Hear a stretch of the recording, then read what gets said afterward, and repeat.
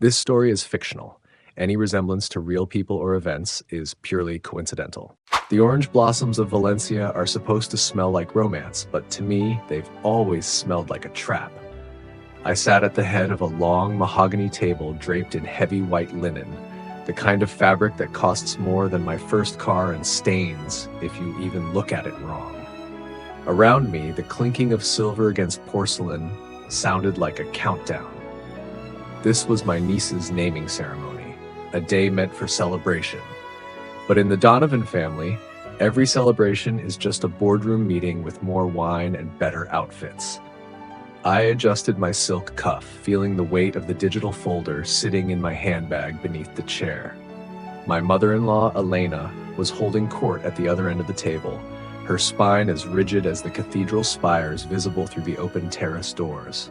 She hadn't looked at me once since the gazpacho was served. That was the first sign. In this family, silence isn't peace. It's a tactical regrouping. I took a slow sip of my sparkling water, watching my husband Julian through the rim of the glass. He was laughing at something his father said, a nervous fluttering sound that told me he was already playing the middle ground. He's spent 36 years trying to be the bridge between his parents' archaic expectations and the modern reality of the woman he married. But bridges get walked on, and today I could feel the heels digging in. The air in the courtyard was thick, humid, and charged with a tension that the strolling Spanish guitarists couldn't mask.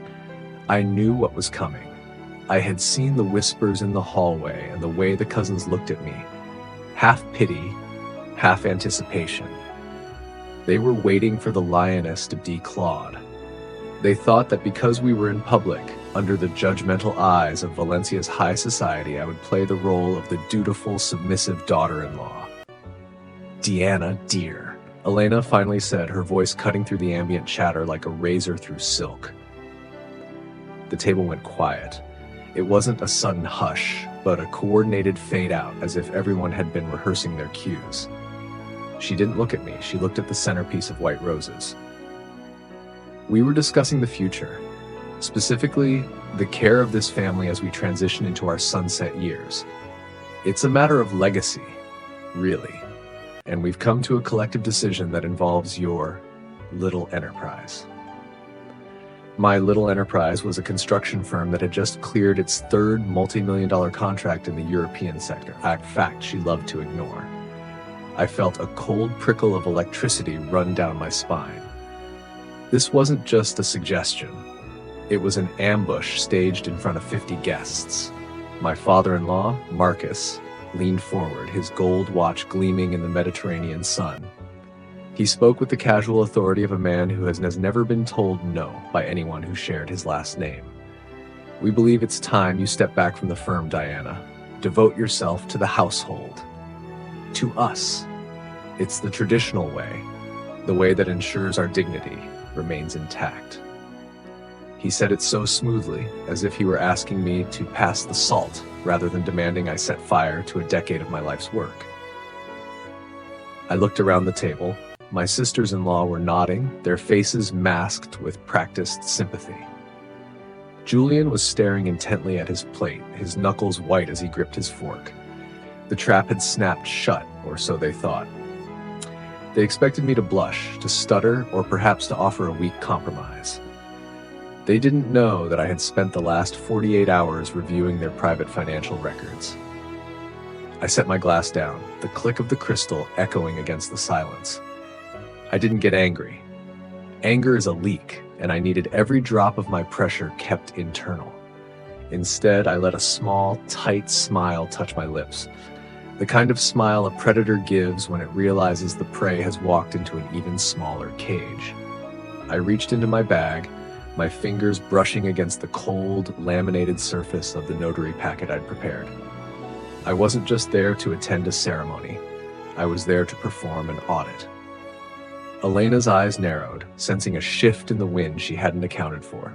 She expected a victim, but she was about to realize that while they were playing at tradition, I was playing at institutional collapse.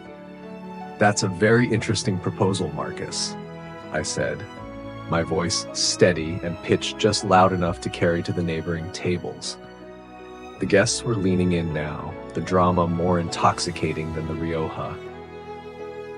It's funny you mention dignity and means, because while you were preparing this speech about my domestic duties, I was looking at your private pension transfers. Elena's face went from pale to a ghostly translucent gray in a matter of seconds. Her hand, which had been reaching for her wine, froze midair. The rest of the table remained confused, but the two people who mattered most knew exactly what I had just implied. The secret they had guarded for 5 years, the one that fueled their leverage over Julian and their disdain for me, was no longer a secret. Julian finally looked up, his eyes darting between me and his mother. "Diana, what are you talking about? What transfers?" He sounded terrified, and he should have been.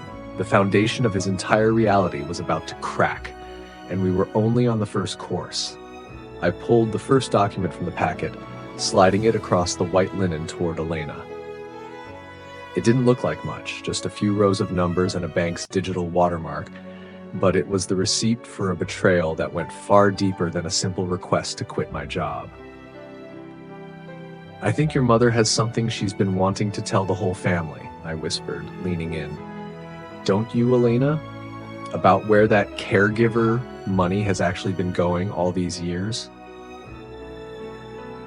The silence that followed was so heavy, it felt like it might collapse the terrace itself. And as Elena's eyes met mine, I saw the first flicker of genuine, unadulterated fear.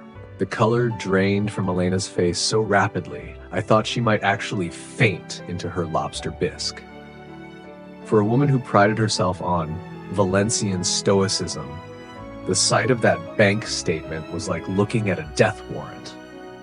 Beside her, Marcus's hand tightened around his wine glass until his knuckles turned a skeletal white.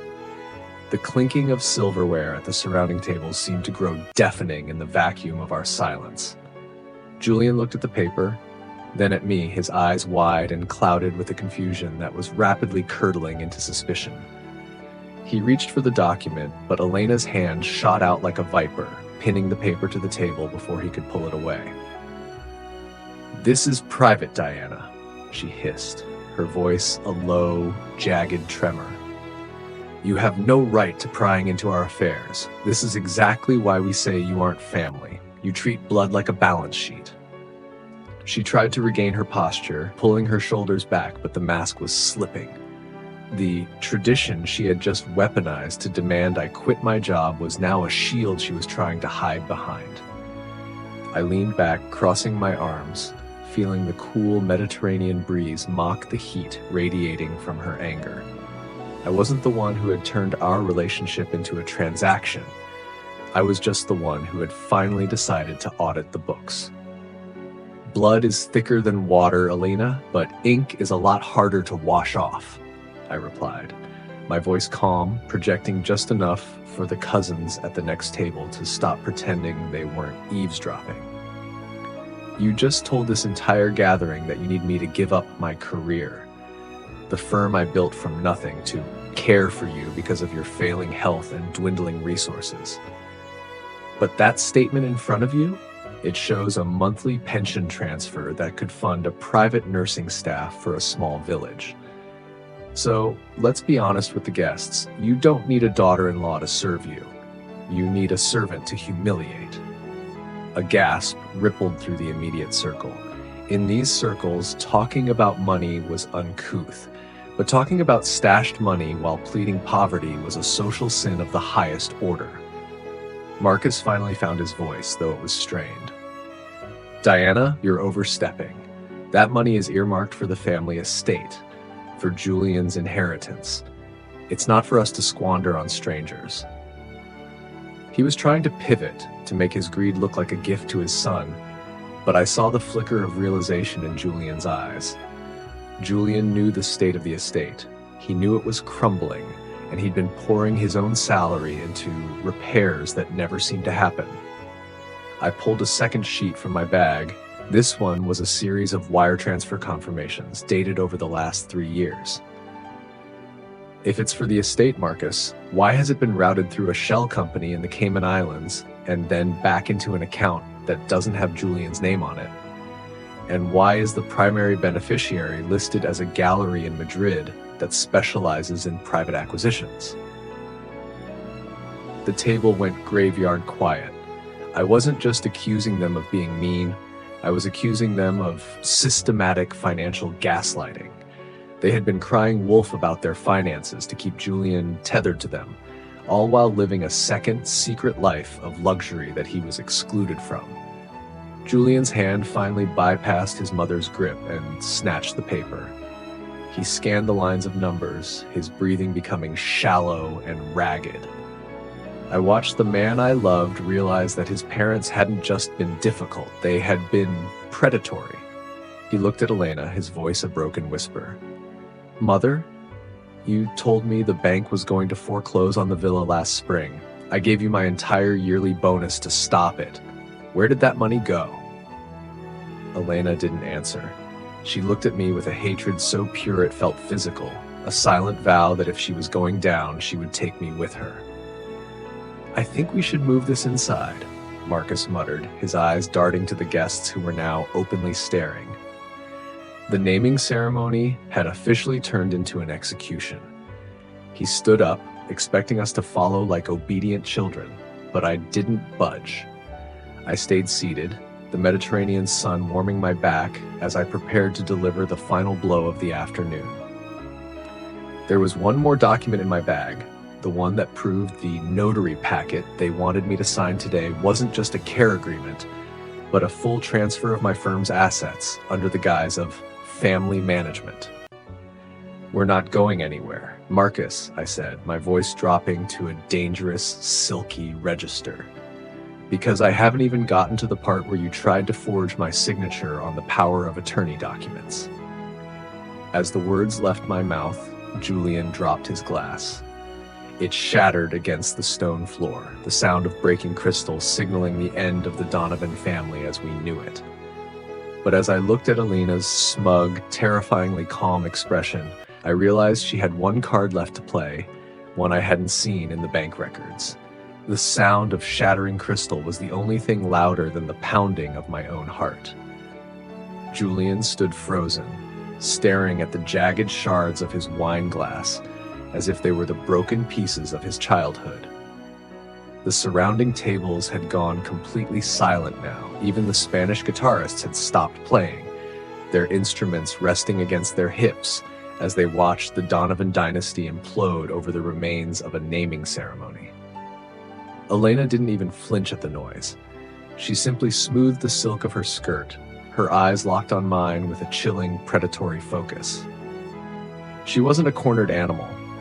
She was a general who had anticipated a breach in her defenses. "Forgery is a very heavy word, Diana," Elena said, her voice dropping to a smooth, dangerous purr that made the hair on my arms stand up. She didn't look at the bank statements anymore. She looked at me as if I were a bug she was deciding whether to crush or keep in a jar. "It's a word that carries legal consequences. Are you quite sure you want to throw it around in front of our oldest friends? Especially when your own standing in this family is so precarious?" She leaned in, the scent of her expensive rose perfume cloying and suffocating in the heat. "You think you're the only one who can dig into the past? You think your little construction firm is the only thing with a paper trail?" I felt a cold lurch in my stomach. I had spent months tracing their offshore accounts, their fake invoices, and their systematic drain on Julian's kindness. I thought I had everything. But the way she said precarious made the ground beneath my expensive heels feel like shifting sand. Marcus stepped closer to her, his hand resting on the back of her chair, regaining his composure.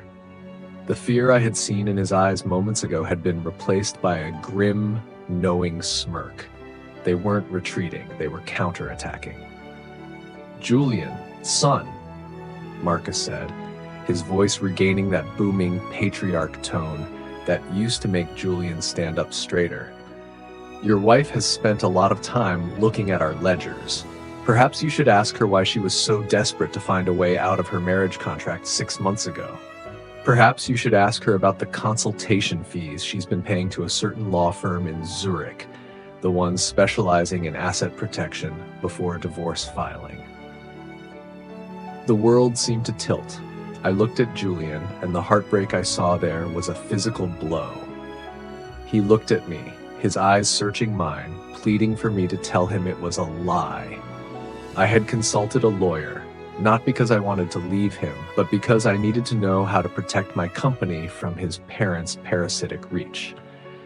I had done it to save us, to keep our future from being swallowed by their greed. But in this setting, framed by Marcus's calculated words, it looked like I had been planning my exit long before I discovered their fraud. "Diana?" Julian's voice was barely a whisper. "Is that true? Were you planning to leave?" The vulnerability in his tone was exactly what Elena wanted. She reached out, patting his hand with a faux maternal comfort that made me want to scream. She was painting me as the villain, the calculating outsider who was using financial revelations as a smokescreen for her own betrayal. The notary packet I held suddenly felt like lead. If I showed the forged power of attorney now, they would claim I had manufactured it to justify my exit strategy. "I was protecting my life's work, Julian," I said, trying to keep the desperation out of my voice. "The same work they just tried to steal from me 10 minutes ago. Don't let them flip this. Look at the transfers. Look at the Cayman accounts." But Julian was shaking his head, stepping back from the table, away from all of us. The family guests were whispering now, the tide of opinion turning. I was no longer the whistleblower. I was the wife with a foot out the door. Elena stood up, her grace terrifying. She didn't look like a woman caught in a lie. She looked like a martyr. "We only wanted what was best for the family, Julian. If we moved money, it was to keep it safe from people who don't value our name, and it seems we were right to be cautious." She turned her gaze to me, a slow, victorious blink. "Since you're so fond of documentation, Diana, why don't we discuss the Project Valencia files? The ones involving the city council permits? I wonder what the authorities would think of the shortcuts your firm took to meet those deadlines." My breath hitched. Project Valencia was my firm's crown jewel, a historic restoration that had put us on the map. I had played by the rules, but in a city like this, the rules were often written by people like the Donovans. If she had used her influence to plant evidence of irregularities, she wouldn't just take my career, she would put me in a prison cell. I realized then that this naming ceremony wasn't just a trap for my time. It was an execution of my entire existence. But as Elena turned to lead Julian away, I remembered one detail I hadn't mentioned. A detail that wasn't in the bank records, but in the metadata of the very files she just threatened me with.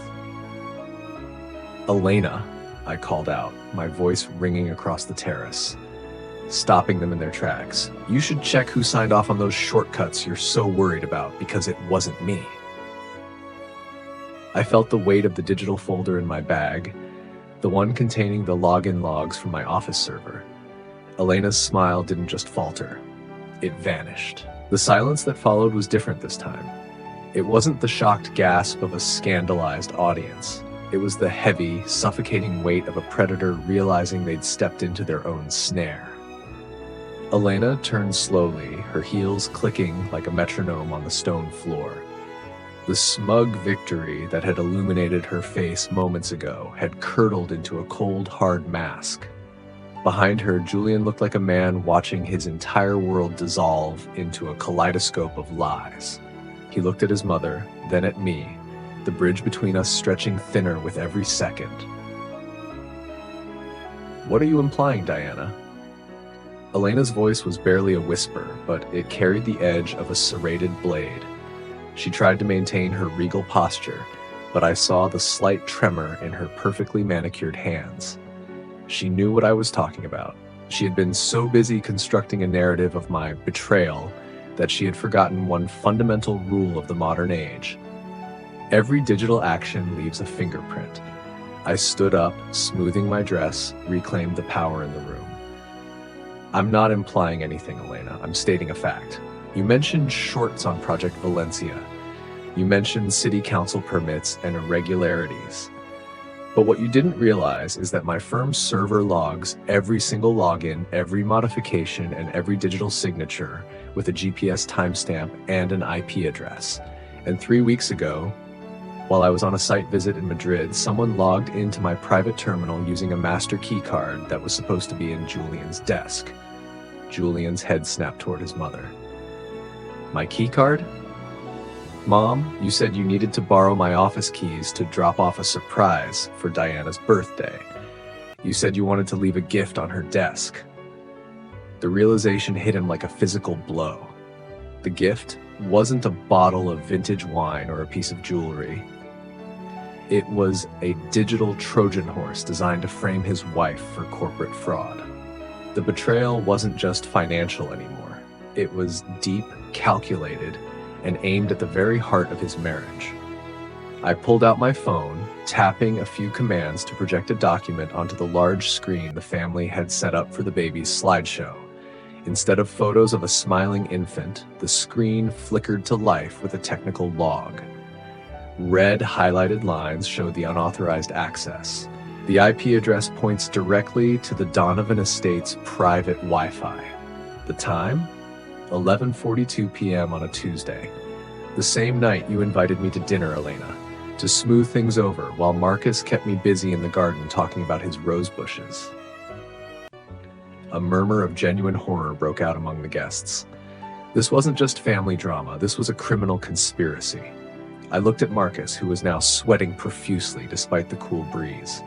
You didn't just want me to quit my job to serve you, I said, stepping toward them. You wanted to dismantle my company from the inside so you could use its assets to cover the massive hole in your offshore accounts. You were going to let me take the fall for the shortcuts you planted, weren't you? You were going to watch me go to prison while you lived off the liquidated remains of my hard work. Elena didn't scream. She didn't cry. She simply looked at me with a soul-deep loathing.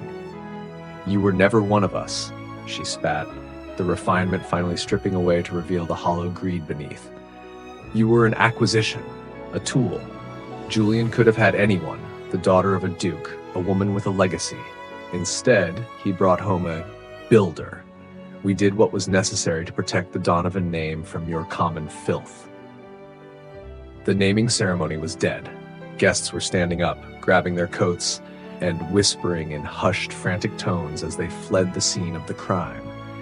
But Julian didn't move. He walked toward the screen, staring at the red lines that proved his parents had used him as a weapon against his own wife. He turned to Alina, and for the first time in his life, there was no fear in his eyes, only a cold, crystalline clarity. "Get out," Julian said. His voice wasn't loud, but it shook the terrace. Julian, don't be dramatic, Marcus started, trying to play the diplomat one last time. We can settle this privately. Think of the reputation. I said, get out. Julian roared, the sound echoing off the ancient stone walls of the courtyard. Take your tradition, take your Cayman accounts, and get out of this house. If I see either of you near Diana or my office again, I won't be the one calling the police. She will. Elena grabbed her designer clutch, her face a mask of frozen rage. She looked at me one last time, a silent promise that this wasn't over. As they marched out, the few remaining guests scurrying in their wake, the silence that returned was hollow. I looked at Julian, expecting him to come to me, to apologize, to hold me, but he stayed by the screen, staring at the evidence of his mother's malice. You knew, he said, his back still turned to me. You've known for weeks, and you waited until today. You waited until the most public moment possible to destroy them. I felt a chill that had nothing to do with the setting sun. I had to be sure, Julian, and I had to make sure they couldn't bury it. If I had told you privately, they would have talked you out of believing me. You know they would have. He turned to face me, and the look in his eyes made my heart stop. It wasn't relief. It wasn't even anger. It was a terrifying kind of distance. You used our niece's naming ceremony as a stage for a corporate execution, Diana. You're right. They are monsters, but standing here watching you flip those slides, I realized I don't know who you are either. He walked past me, leaving me alone in the wreckage of the white-clothed tables and broken glass. I had won the battle, but as the shadows lengthened over Valencia, I realized the war had just claimed its first major casualty: us. The sound of Julian's footsteps fading into the interior of the villa felt like the final closing of a heavy vault door.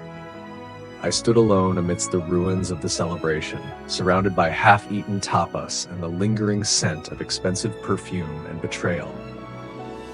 The Mediterranean sun was dipping below the horizon, casting long, bruised shadows across the terrace. I had spent months envisioning this moment, the moment I finally stripped the masks off Elena and Marcus. I had expected to feel a surge of triumph, a rush of "I told you so." Instead, I felt like I was standing in the center of a scorched earth zone and the air was getting harder to breathe. I looked down at my hands. They were steady, but they felt cold. I had played the game by their rules, calculated, public, and devastating. I had protected my firm, my reputation, and my future. But in doing so, I had confirmed Julian's deepest fear: that I was just as capable of cold-blooded strategy as the parents he had spent a lifetime trying to escape. I reached for my bag, my fingers brushing against the notary packet. It was over. The threat was neutralized. So why did it feel like I had just set fire to my own house to kill a spider? The terrace wasn't entirely empty, I realized. A lone figure remained by the stone balustrade, silhouetted against the darkening sky. It was Sophia, Julian's younger sister, the only one who'd ever shown me a shred of genuine kindness. She hadn't followed the others out. She was staring at the screen, which still flickered with the technical logs of her mother's digital theft. When she finally turned to look at me, there were no tears in her eyes, only a weary, haunting recognition. "You knew it would happen this way," Sophia said, her voice barely a whisper in the wind. "You knew they wouldn't go quietly, and you knew Julian wouldn't be able to handle the sight of the blood, even if it was theirs." She walked toward me, her silk dress rustling like dry leaves. "My mother has been a ghost in this family for years, Diana. She haunts everyone until they start acting like ghosts too. Look at you. You're shivering, and it's 80 degrees out." "I did what I had to do, Sophia," I replied, my voice cracking for the first time. "They were going to take everything. They were going to put me in a cage and call it tradition. I wasn't going to let them win." Sophia reached out, touching the mahogany table. "Oh, you won. You destroyed the Donovan name in a single afternoon. Tomorrow, every social club from here to Madrid will be talking about Elena's offshore accounts and Marcus's fraud. But you forgot one thing about this family." She leaned in, her eyes reflecting the dying light. "We don't go away. We just wait for the next season. And Julian, he's a Donovan. Diana, he hates the chaos, but he's addicted to the order. By tomorrow morning, he won't be mad at them. He'll be terrified of what you might do to him if he ever crosses you." Her words felt like a physical weight. I had saved my company, but I had turned myself into a legend of fear. I turned away from her, walking toward the villa's French doors. I needed to find Julian. I needed to explain that the executioner he saw on that terrace was just a woman who was tired of being hunted. I moved through the silent halls, the opulence of the estate now feeling like a gilded tomb. I found him in the library, sitting in the dark, the only light coming from the glowing embers in the fireplace. "Julian," I said softly. He didn't turn around. "The lawyers called," he said, his voice flat. "The ones you hired, they're already filing the injunctions. They were remarkably fast, almost as if they were waiting for a signal." He finally looked at me, and the distance in his eyes had hardened into a wall. "How long, Diana? How long have you been holding that signal over my head while we ate dinner, while we planned our vacation, while we talked about our future?" I stepped into the room, the heat from the fire doing nothing to warm me. I wasn't holding it over you, I was holding it against the people trying to destroy us. I told you, I had to be sure. You were sure 3 weeks ago? He countered, standing up. You let this naming ceremony happen.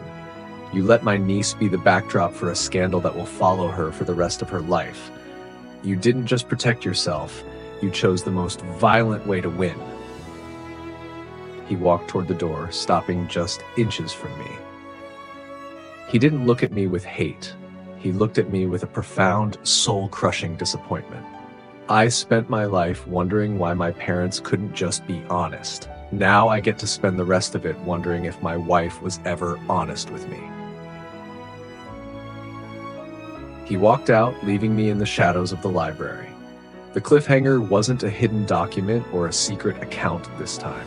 It was the realization that the man I had fought to save was now the one I was losing. And then my phone buzzed in my pocket.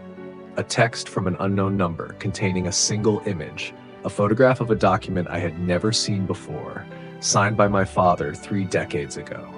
The message below it read, "You think you've uncovered our secrets? You haven't even scratched the surface of your own.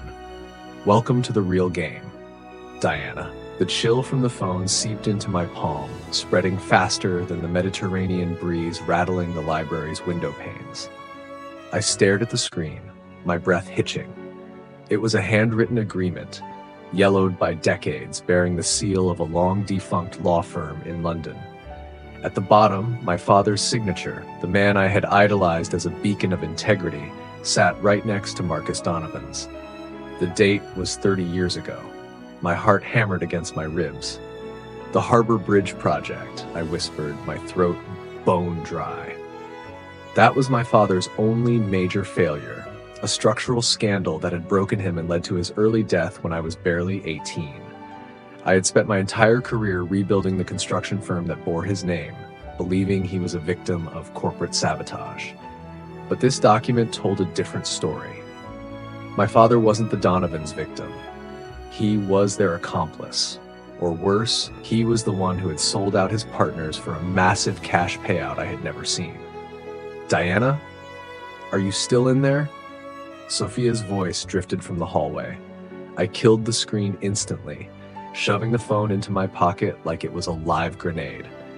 I couldn't let anyone, especially a Donovan, see this. If Marcus truly held proof that my father was a fraud, the entire moral high ground I'd used to dismantle them this afternoon would vanish. I wouldn't be the wronged daughter-in-law. I'd be the daughter of a criminal, desperately trying to cover her tracks through a vendetta. I stepped out of the library, forcing my face into a mask of cold indifference. Sophia was standing there, swirling a glass of Rioja, her eyes narrowed with predatory curiosity. "Julian drove off," she said, her tone dripping with mock sympathy. "He headed toward the city center hotels. I imagine he needs space to process the fact that his wife is a cold-blooded assassin in a designer dress." She stepped closer, the smell of wine heavy on her breath. "But you look like you've just seen a ghost, Diana. Did your victory taste a bit metallic?" "I'm just tired, Sophia," I said, sidestepping her. "The party is over. You should leave too." I walked straight to the master suite, the very room where, hours ago, I believed I'd be sharing a victory with Julian. The room was hollow and silent. I bolted the door, slid down to the floor, and opened the photo again. I zoomed in on the signature. There was no mistaking it. My father's handwriting had a distinct, elegant swirl on the D. If this was real, it meant Marcus Donovan had owned my family since before I even met Julian. Was our entire meeting, our marriage, a long-term play by the Donovans? Did they choose me as a daughter-in-law not because they hated me, but because they knew I was the one person they could eventually blackmail into silence using my father's ghost? The thought made me nauseous. Every kiss, every promise Julian had made over the last 6 years suddenly felt tainted. Did he know? Or was he just another pawn in his parents' cruel game? My phone buzzed again. An unknown number. I answered with a trembling hand. "Do you like my little gift?" Marcus's voice was a low growl, devoid of the panic a man who had just been kicked out of his home should have. You think you won, Diana? You go public with our taxes. We go public with your legacy. Let's see how the construction market reacts when they find out the great Diana Donovan was built on the blood money of the Harbor Bridge collapse. Your firm's reputation will be cinders within 24 hours. I gripped the phone so hard my nails dug into my palm. You're threatening me, Marcus? I have evidence of you forging my signature on a power of attorney. That's a prison sentence. And I have evidence your father was the mastermind who skimped on the steel supports that killed 3 workers, Marcus countered, a dry, rattling laugh echoing through the line. Fair's fair, Diana. We both have secrets that can bury the other. But I'm an old man. I have nothing left but a hollow title. You? You have a career, a husband, and a future. Are you really willing to set yourself on fire just to see me burn? He hung up before I could retort. I looked out the window at the lights of Valencia, feeling like a bird in a gilded cage that was suddenly shrinking. I had been so naive. I thought I was playing a financial game, but I was standing in a minefield laid by the generation before me. Just then, a heavy, frantic pounding started at the bedroom door. It wasn't the polite knock of a servant. Diana! Open this door! It was Julian. But he wasn't at a hotel. He was back, and his voice sounded like he had discovered something even more devastating than my revelations on the terrace. I stood up, shaking, and turned the lock. The door swung open, and Julian stood there, his face flushed with rage, clutching a dusty accordion file he must have pulled from the hidden safe in the wine cellar. He looked at me with a mixture of betrayal and pure, unadulterated disgust.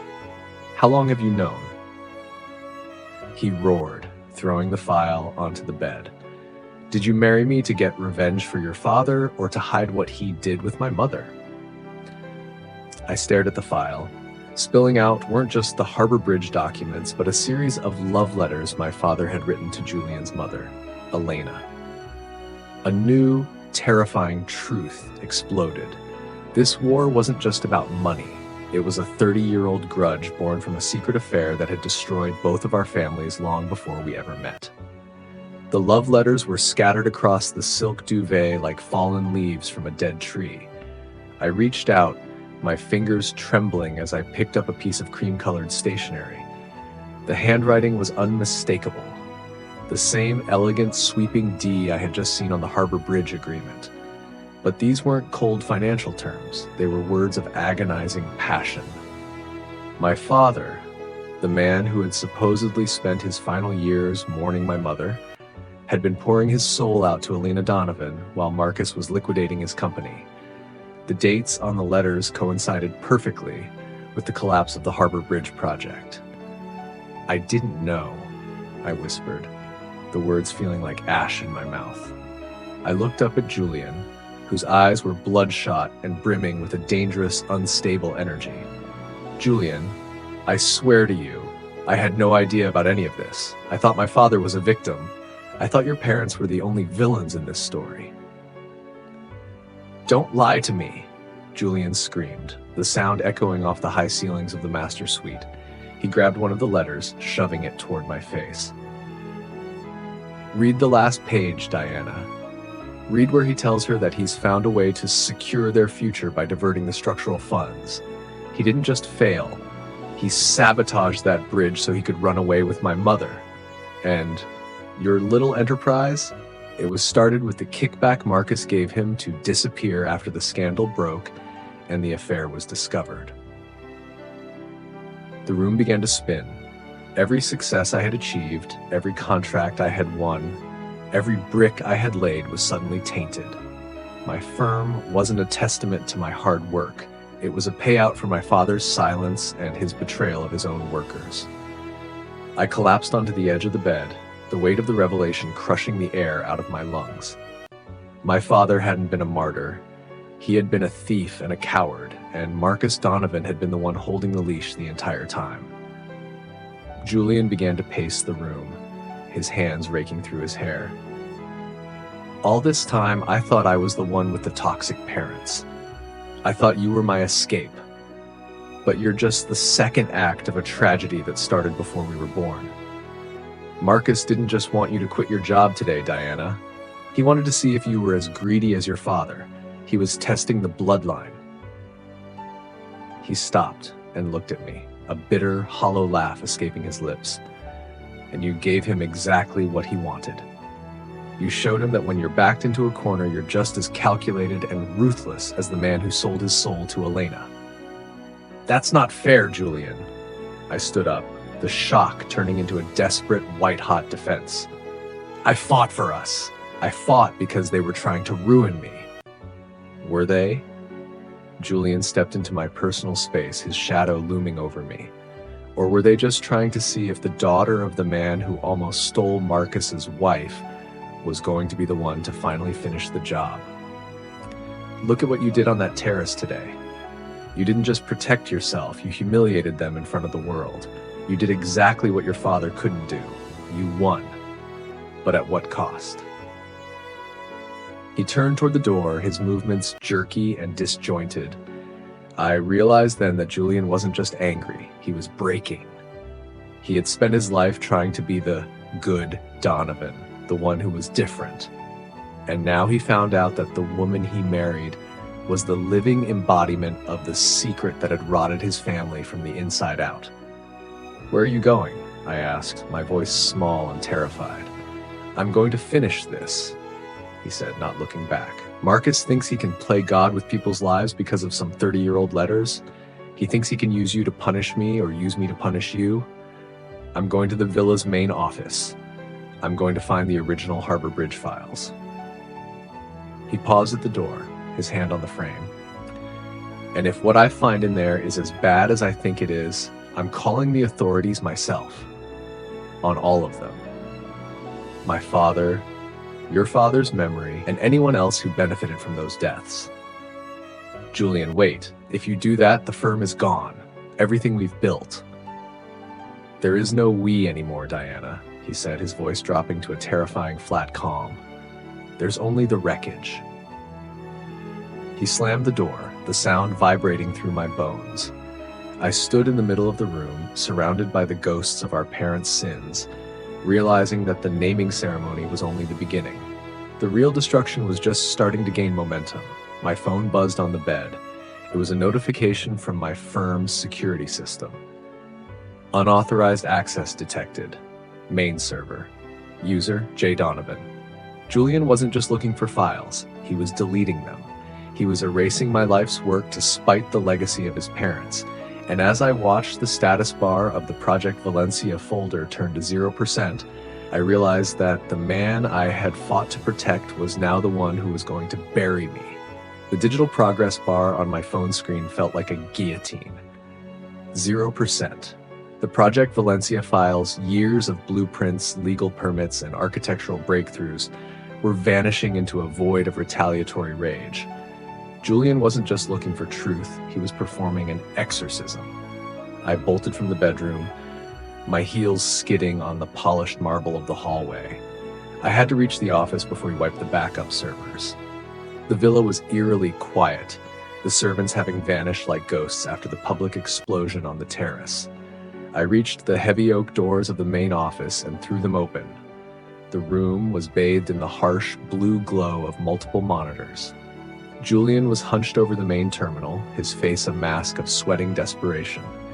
The floor was littered with physical files, old blueprints of the Harbor Bridge, stamped with my father's firm's logo, now crumpled and discarded. Julian, stop! I screamed, lunging for the desk. You're destroying the only thing that proves I had nothing to do with their past. If you delete those files, the authorities will only have the shortcuts your mother planted. You're literally framing me. He didn't even look up. His fingers flew across the keyboard with a frantic, rhythmic tapping. It's all poisoned, Diana, don't you see? The permits for Valencia were fast-tracked using the same offshore accounts Marcus used to pay off your father. Your entire company is a laundry machine for 30-year-old guilt. He finally turned to me, his eyes wild and bloodshot. I'm not framing you. I'm cleaning the slate. We go down together. It's the only way to stop the rot. I grabbed his wrist, trying to pull his hand away from the mouse, but he was immovable, fueled by a terrifying, righteous mania. It's not your choice to make. That firm is my life. It's the lives of 200 employees who have nothing to do with our parents' affairs. Suddenly, the monitors flickered. A crimson window popped up on every screen, overriding Julian's commands. A simple, elegant logo appeared in the center, the crest of the Donovan family estate, but it was pulsing with a rhythmic, mechanical beat. "What is that?" Julian muttered, his anger momentarily replaced by confusion. "A dead man's switch," a voice echoed from the doorway. We both spun around.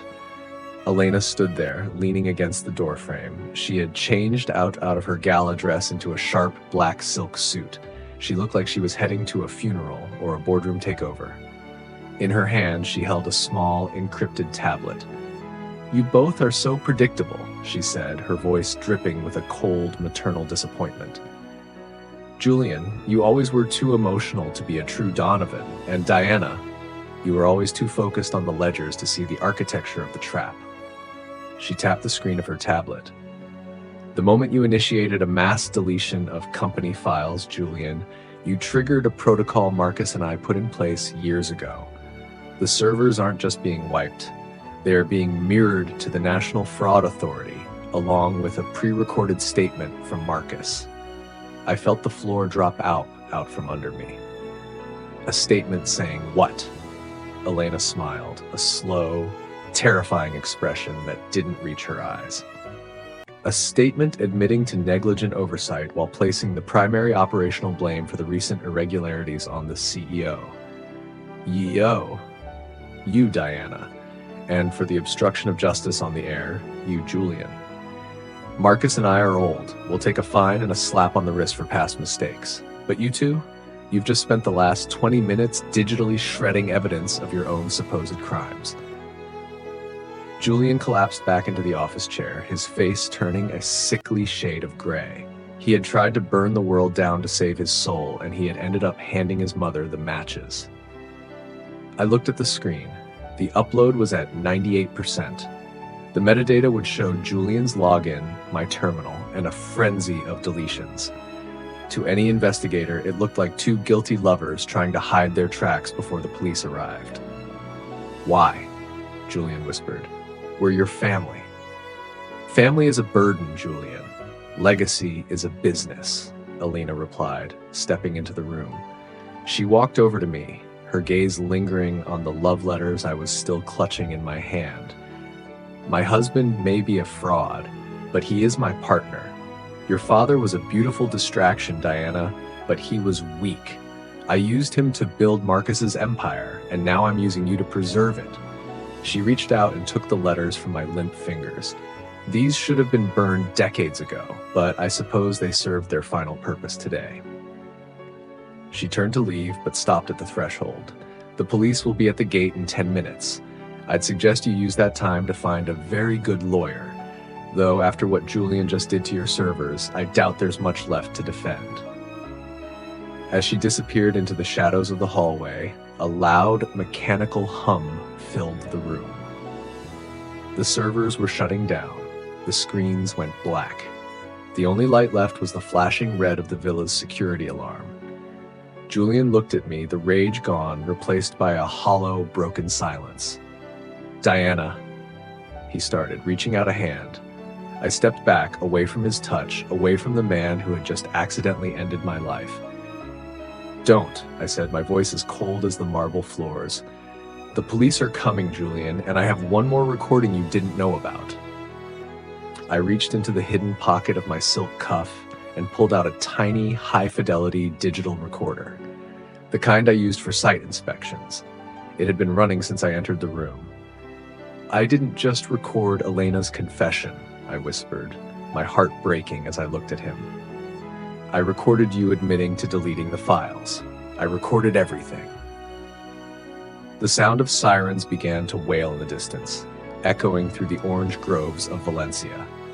The choice was simple. I could go down with the man I loved, or I could use the recording to to save myself and send him to prison with his parents. The sirens were no longer a distant hum. They were a rhythmic, screaming intrusion that shattered the stillness of the Valencian night. The blue and red lights began to dance across the mahogany walls of the office, casting a police-state strobe over Julian's shattered expression. He stared at the tiny black recorder in my hand as if it were a live viper. The man I had spent 6 years building a life with was now looking at me with the realization that I had anticipated even his collapse. "You recorded me?"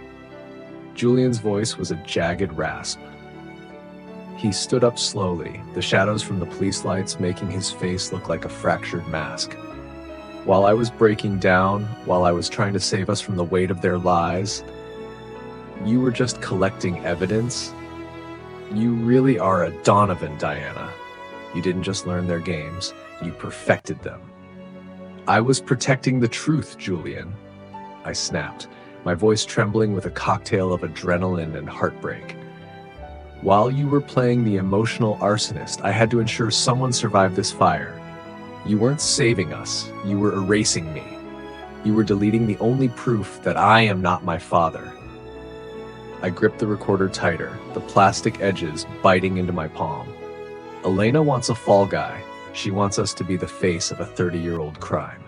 This recording is the only thing that proves the intent in this room wasn't fraud. It was your breakdown and her manipulation. Outside, the screech of tires on gravel announced the arrival of the authorities. Doors slammed. Spanish voices shouted commands, the echoes bouncing off the villa's stone facade. We had seconds. Julian looked at the monitor, then at the door, then back to me.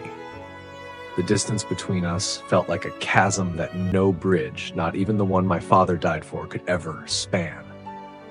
"Give it to me, Diana," Julian said, stepping toward me. It wasn't a request, it was a low, desperate command.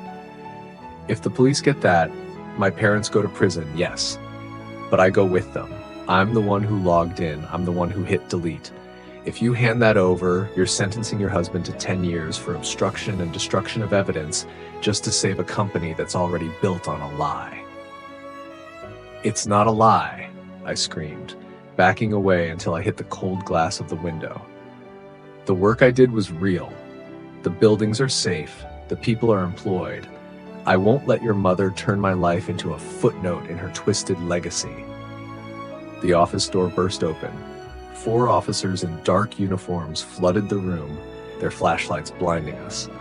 Behind them, Marcus stood with a lawyer I recognized, the Donovan's primary fixer from Madrid. Marcus looked haggard, his shirt unbuttoned at the collar, but his eyes were sharp, glinting with a malicious satisfaction. He had played the victim for the cameras outside, but in here, he was the architect again. "There they are," Marcus said, his voice feigning a heavy, fatherly grief. "My son and his wife. I told you, officers." The stress of the audit must have pushed them to do something desperate. We tried to stop the deletion from the main house, but we were too late. He looked at the black screens of the terminals. A tragedy. Decades of family history, gone in a fit of panic. One of the officers stepped forward, his hand on his holster. "Julian Donovan? Diana Donovan? You are under investigation for the destruction of financial records related to the Harbor Bridge inquiry and corporate fraud. Please step away from the desks." I looked at Julian. He was staring at the floor, his shoulders slumped in total defeat. He looked like he was ready to accept the handcuffs, ready to let his mother's narrative swallow him whole. Then he looked at me. It was a silent plea, a final test of the love we once claimed was invincible. He wanted me to hide the recorder. He wanted me to choose him over my survival. I felt the weight of the device in my hand. If I stayed silent, we would both be dragged through a decade of litigation, our names dragged through the mud until there was nothing left but the Donovan brand. If I spoke, I would be free, but I would be the woman who put her husband in a cell. "Officer," I said, my voice cutting through the tension like a diamond on glass. I saw Elena appear in the doorway behind the police, her eyes widening as I raised my hand. Before you take anyone anywhere, you need to hear what was said in this room before you arrived, and you need to see who really triggered the deletion protocol. I didn't look at Julian. I couldn't. I pressed the play button, and the voice of Elena Donovan filled the room, cold and calculating, detailing exactly how she had framed us. But as the recording played, a second sound started to emanate from the villa's PA system. A sound Elena hadn't accounted for. It was the sound of a baby crying, but beneath it, a muffled conversation that hadn't happened in this office. My heart stopped. The baby monitor in the nursery, the one Sophia had been holding earlier, wasn't just a monitor. It was a two-way feed, and someone had just opened the channel from the nursery to the entire house. "You think they bought it, Marcus?" Elena's voice rang out over the speakers, clear and crisp. "The police are at the gate. By tomorrow, Diana will be in a holding cell, and Julian will be so broken he'll sign whatever we put in front of him. The Cayman accounts are scrubbed. We're finally free of the harbor bridge."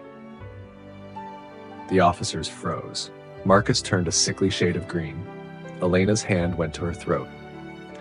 The naming ceremony had one final guest of honor, the truth, being broadcast by the one person nobody had bothered to watch. I looked at the doorway. Sophia was standing there, the baby monitor in her hand, like her face a mask of absolute icy calm. "You always told me to be a good Donovan, Mother," she said into the silence. "So I decided to protect the family. All of it." But as the police moved toward Marcus and Elena, Julian didn't look relieved. He looked at me with a horror that was deeper than any fear of prison. Because he realized that while Sophia had saved us, I had still been ready to sacrifice him. The sirens continued to wail, but the real cliffhanger was the look in Julian's eyes as he realized his wife and his mother were two sides of the same cold, calculating coin. The nursery feed continued to broadcast the cold, naked truth over the villa's speakers, a haunting soundtrack to the downfall of the Donovan patriarchs. "The harbor bridge wasn't an accident, Marcus," Elena's voice echoed, recorded in a moment of arrogance she thought was private. "It was an invoice, and tonight we finally settled the debt." The lead officer didn't need to hear more. He signaled to his team, and the atmosphere in the room shifted from an interrogation to a tactical arrest.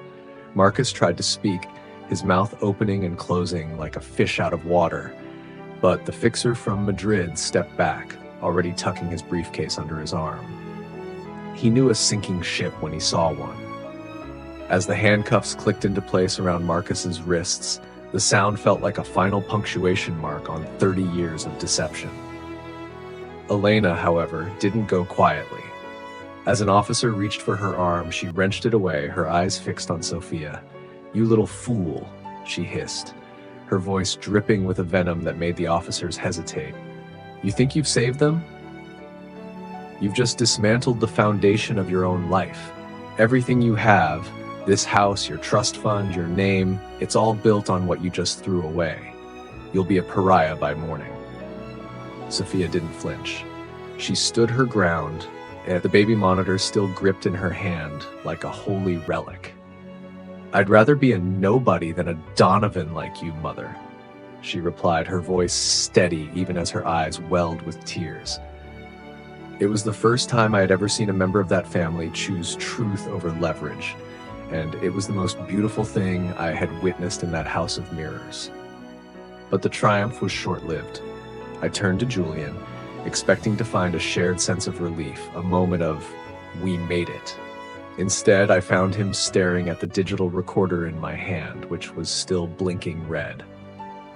The police were busy reading Marcus and Elena their rights, the room a chaotic blur of motion and Spanish legal jargon, but Julian and I were trapped in a silent, static bubble. "You were going to do it," Julian whispered, his voice so low it was almost lost beneath the sirens. He wasn't looking at his parents. He was looking at me as if I were a stranger he had accidentally woken up next to.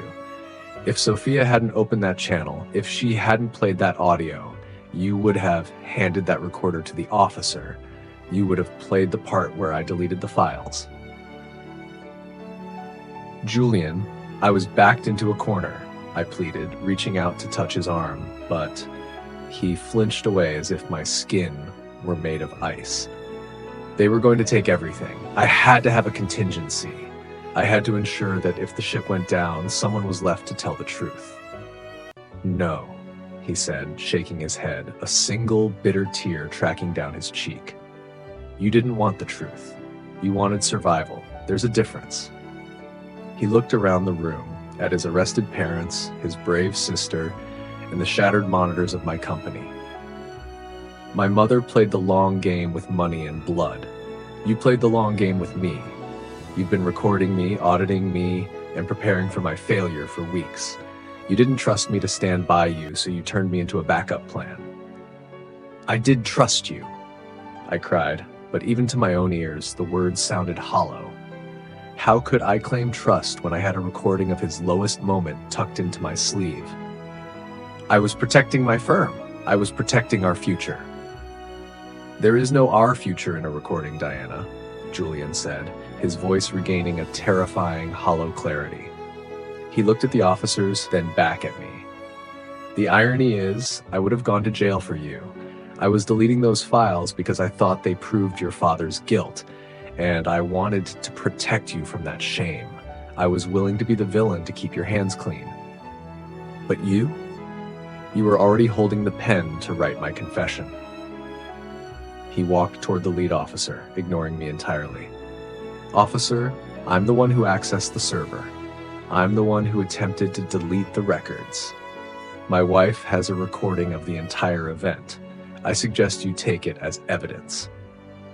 The officer looked at me, his hand outstretched. I stood there, frozen, the tiny black device feeling like it weighed 1,000 pounds. If I handed it over now, it wasn't a survival tactic anymore. It was the final nail in the coffin of my marriage. Julian was offering himself up, not out of guilt, but out of a pure scorched earth spite. He wanted me to be the one to hand the evidence over. He wanted me to live with the knowledge that I was the one who pulled the trigger. I looked at Sophia, who was watching us with a look of profound sadness. She had sacrificed her legacy to save us, only to watch us dismantle each other. I looked at Elena, who was being led out of the room, a ghost of a smile appearing on her face even as she was arrested. She had lost the battle, but as she saw the look on Julian's face, she knew she had won the war. She had successfully turned us into versions of herself. I looked at the recorder. Then I looked at Julian. I'm not giving them the recorder, Julian, I said, my voice trembling. Then I'll testify, he replied, his eyes cold and dead. I'll tell them everything. I'll tell them you knew about the harbor bridge months ago. I'll tell them we're all the same. He turned and walked toward the police cruiser, his head held high, leaving me standing in the wreckage of the office. My phone buzzed in my pocket.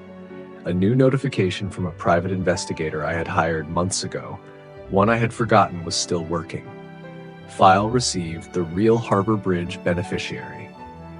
I opened the file with shaking fingers and my breath stopped. The money my father had stolen hadn't gone to Alina. It hadn't gone to a secret account. Every cent of the harbor bridge payout had been moved into a trust fund that was activated the day I turned 21, the very fund I had used to start my construction firm. I hadn't built my company on hard work and merit. I had built it on the very blood money I was currently using to judge everyone else. And the person who had set up the trust wasn't my father. It was Marcus Donovan. The cliffhanger wasn't just the end of my marriage. It was the realization that my entire identity was a gift from the man I had just sent to prison. The digital document on my screen felt like a physical weight, pulling me down into the cold marble floor of the office. The trust fund, the seed capital I had bragged about in every interview, the foundation of Donovan and Associates, wasn't a result of my father's secret savings. It was a direct wire transfer from Marcus Donovan's private holdings, executed 3 days after the harbor bridge collapsed. My father hadn't just been an accomplice, he had been bought. And I was the product. I looked up, my eyes blurred with tears, as the police cruisers began to pull away from the villa. The strobing lights faded, leaving the courtyard in a haunting, natural moonlight. Julian was in the back of one of those cars. He hadn't been arrested yet, but he was being taken in for questioning, and he had made it clear he was going to burn the house down on his way out. I ran to the window, watching the red taillights disappear through the iron gates. I wanted to scream, to call him back, to tell him that we were both victims of a design we never chose. But the words died in my throat. How do you tell a man that his father bought your father's soul to build the company you've spent your life defending? You found it then. I spun around. Sophia was still there, sitting in the shadows of a large leather chair. She looked small, drained of the fiery defiance she had shown on the terrace. The baby monitor lay on the desk between us, a silent witness to the carnage. You knew? I asked, my voice a hollowed-out wreck. You knew the company was started with Marcus's money? Sophia leaned her head back, staring at the ceiling. I didn't know the specifics, but I knew the timing. My father doesn't do anything without a return on investment, Diana. He didn't give your father that money out of guilt. He gave it to him to ensure that if the bridge investigation ever reopened, your father's estate, and by extension, your career, would be so deeply entangled that you'd have to fight to keep the secret for him. She looked at me, her expression pitying. He didn't just buy a bridge. He bought a life insurance policy in the form of a daughter-in-law. The genius of it was sickening. Marcus hadn't fought my entry into the family. He had orchestrated it. He had allowed me to grow, to succeed, to become powerful, knowing that the higher I climbed, the more I had to lose if the truth came out. My marriage to Julian wasn't a fluke of fate. It was the final knot in a 30-year-old rope. I have to get to the station, I said, grabbing my coat with trembling hands. I have to stop Julian before he tells them everything. If he confesses to the deletions and mentions the trust, the authorities will seize every asset. The firm, the Valencia project, the house, it's all gone. He thinks he's being noble, but he's just finishing Marcus's work. It's too late for the firm, Diana, Sophia said quietly. Look at the news. I pulled up a news app. The naming ceremony scandal was already trending. A guest had leaked a cell phone video of the terrace confrontation. The headline read, "Construction tycoon accuses in-laws of fraud amidst family meltdown." My firm's stock was into a freefall in the pre-market hours, but beneath that, a secondary story was breaking.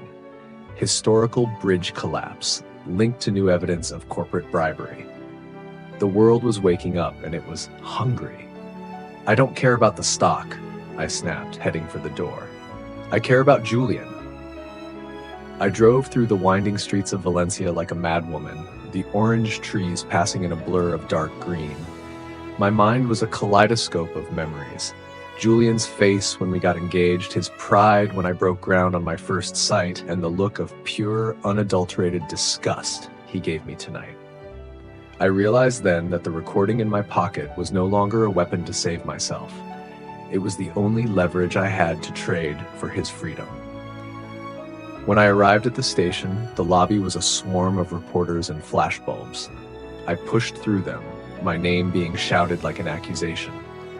I found the Donovan's fixer, the lawyer from Madrid, standing near the vending machines, looking remarkably calm for a man whose clients were in holding cells. "Where is he?" I demanded, grabbing his expensive sleeve. "Where is Julian?" The lawyer looked at me with a cold, professional detachment. "He's in room 4, Mrs. Donovan. He's already given a preliminary statement. He's being very thorough. He's currently explaining the Project Valencia shortcuts your mother-in-law mentioned." "He doesn't know what he's talking about. He's in shock." "On the contrary," the lawyer whispered, leaning in so the reporters wouldn't hear. "He's perfectly lucid. He's sacrificing the firm to ensure his parents stay behind bars. He knows that if the company collapses under the weight of the Harbor Bridge scandal, his mother loses the one thing she values more than her life, her influence." He paused, a cruel glint in his eye. He's not just destroying your life, Diana. He's performing a scorched earth policy on the entire Donovan legacy. And he's starting with you. I pushed past him, heading for the interrogation wing. I didn't have clearance, but the chaos of the night worked in my favor. I found the door to room 4. Through the small reinforced window, I saw Julian. He was sitting under the harsh fluorescent lights, looking older than I had ever seen him. He was speaking to a detective, his hands gesturing toward a stack of documents. I hammered on the glass. Julian looked up. For a second, our eyes met, and I saw a flicker of the man I loved. Then his face hardened. He turned back to the detective and pulled a familiar-looking envelope from his jacket, the one I thought I had hidden in the bedroom. It was the original Harbor Bridge contract, the one with my father's signature. He didn't just have the evidence, he had the one piece of paper that proved the initial crime. He looked back at me through the glass and mouthed a single word: "Goodbye." Before I could react, the detective reached for the phone on the desk, his face turning pale as he read the document. He looked at me, then signaled for the officers at the door. I realized with a jolt of pure terror that Julian hadn't just confessed to his own crimes. He had just handed over the proof that would lead to my arrest as a co-conspirator in a 30-year-old cover-up. The heavy steel door of the interrogation wing didn't just close, it sealed. I was left staring through the reinforced glass, watching my world turn into a crime scene. 2 officers approached me, their faces grim, their hands resting habitually on their belts. The hallway, which had been a chaotic swarm moments ago, suddenly felt cold and clinical. Julian didn't look at me again. He kept his head down, focused on the detective's notepad, systematically dismantling the life we had built as if he were taking apart a structural failure. "Diana Donovan?" the taller officer asked, his voice echoing in the narrow corridor. "You'll need to come with us. We have new information regarding the Harbor Bridge Trust and your involvement in the subsequent concealment of funds." "I didn't conceal anything," I shouted, the desperation finally breaking through my professional veneer. "I didn't even know the trust existed until an hour ago. My husband is in shock. Your husband is the one who provided the bank routing numbers, Mrs. Donovan," the officer countered, firmly taking my arm. "He's been very cooperative. He seems to think you've known since the day you opened your firm." They led me away, the flashbulbs of the press visible through the glass doors of the lobby, waiting like vultures for the first shot of the construction queen in handcuffs. I was taken to a small, windowless room, room 6, just 2 doors down from Julian. The air was stale, smelling of old coffee and cigarette smoke. I sat on a hard plastic chair, my silk dress feeling like a costume from a play that had long since closed. The detective who entered wasn't the one talking to Julian. This was a woman with sharp, intelligent eyes and a folder thick enough to be a blunt force weapon. She sat across from me and laid out 3 photos. My father, Marcus Donovan, and a grainy shot of a young Elena at a construction site in 1996. "Let's skip the part where you play the victim, Diana," she said, tapping the photo of my father. "We've been tracking the Harbor Bridge money for 5 years. We knew it was sitting in a dormant account in the Caymans. What we didn't have was the link between that account and the startup capital for Donovan and Associates, until your husband handed us the inheritance clause tonight." "The what?" I whispered. "The document Julian found in your father-in-law's safe," she explained, sliding a paper across the table. "It's a secret addendum to your marriage contract. It states that in the event of a corporate audit, you would assume full legal responsibility for the legacy funds used to establish your company. And it's signed by you, Diana, dated 6 years ago, the day before your wedding." I stared at the signature. It was mine. My handwriting, my ink, my flourish. But I had never seen this document in my life. I remembered the night before the wedding, the champagne, the laughter, the stack of papers Marcus had asked me to sign for the prenuptial property protections. I had trusted them. I had signed where the notary pointed, believing I was protecting Julian and myself. Instead, I had signed a confession that had been waiting in a vault for 6 years to be used as a kill switch. I was tricked, I breathed, the horror of Marcus's long game finally settling into my bones. They set me up from the start. They didn't just want a daughter-in-law, they wanted a human shield for their old crimes. The detective leaned back, her expression unreadable. That's a very compelling story. But your husband's story is different. He says you approached him with this plan. He says you used the Harbor Bridge secret to blackmail your way into the family, demanding the startup capital as a bride price, and he has the emails to prove it. My heart stopped. Emails? What emails? Sent from your private account to his 3 months before the engagement, she said, pulling out a stack of printouts. I looked at the text. They were cold, calculated, and sounded exactly like me if I were a sociopath. They detailed the Harbor Bridge payout, the offshore accounts, and a demand for restitution in exchange for my silence. It was a digital frame job so perfect it made Elena's previous attempt look like child's play. They hadn't just planted evidence tonight, they had been building a digital ghost of me for years. Julian, he believes these are real? I asked, my voice barely audible. He's the one who turned them over, Diana. He said he couldn't live with the guilt anymore. He's trading his testimony against his parents for a reduced sentence for himself, and he's giving you up as the mastermind. The betrayal was so total it felt physical. Julian wasn't just angry, he had been poisoned. Elena and Marcus hadn't just destroyed our marriage, they had rewritten our history. But as I looked at the blackmail emails, I noticed a tiny detail, a timestamp on one of the messages. 11:40 p.m. The same timestamp as the unauthorized login I had found on my server earlier. The realization hit me like a lightning bolt. They hadn't just framed me tonight. They had been using my credentials to backdate a history of blackmail for months, perhaps years. But there was one person who had been in my office during every one of those timestamps, someone who had access to my passwords, my history, and my trust. I need to see Sophia, I said, standing up so abruptly the chair screeched against the floor. Sit down, Mrs. Donovan, the detective commanded. No, you don't understand. I leaned over the table, my eyes wild. Sophia isn't the whistleblower, she's the architect. She didn't play that audio to save us. She played it to ensure Marcus and Elena went down, leaving her as the only Donovan left with a clean name and the keys to the kingdom. She's the one who sent those emails. Just then, the door to the interrogation room opened. An officer leaned in and whispered to the detective. Her face went pale. She looked at me, then back at the officer. What is it?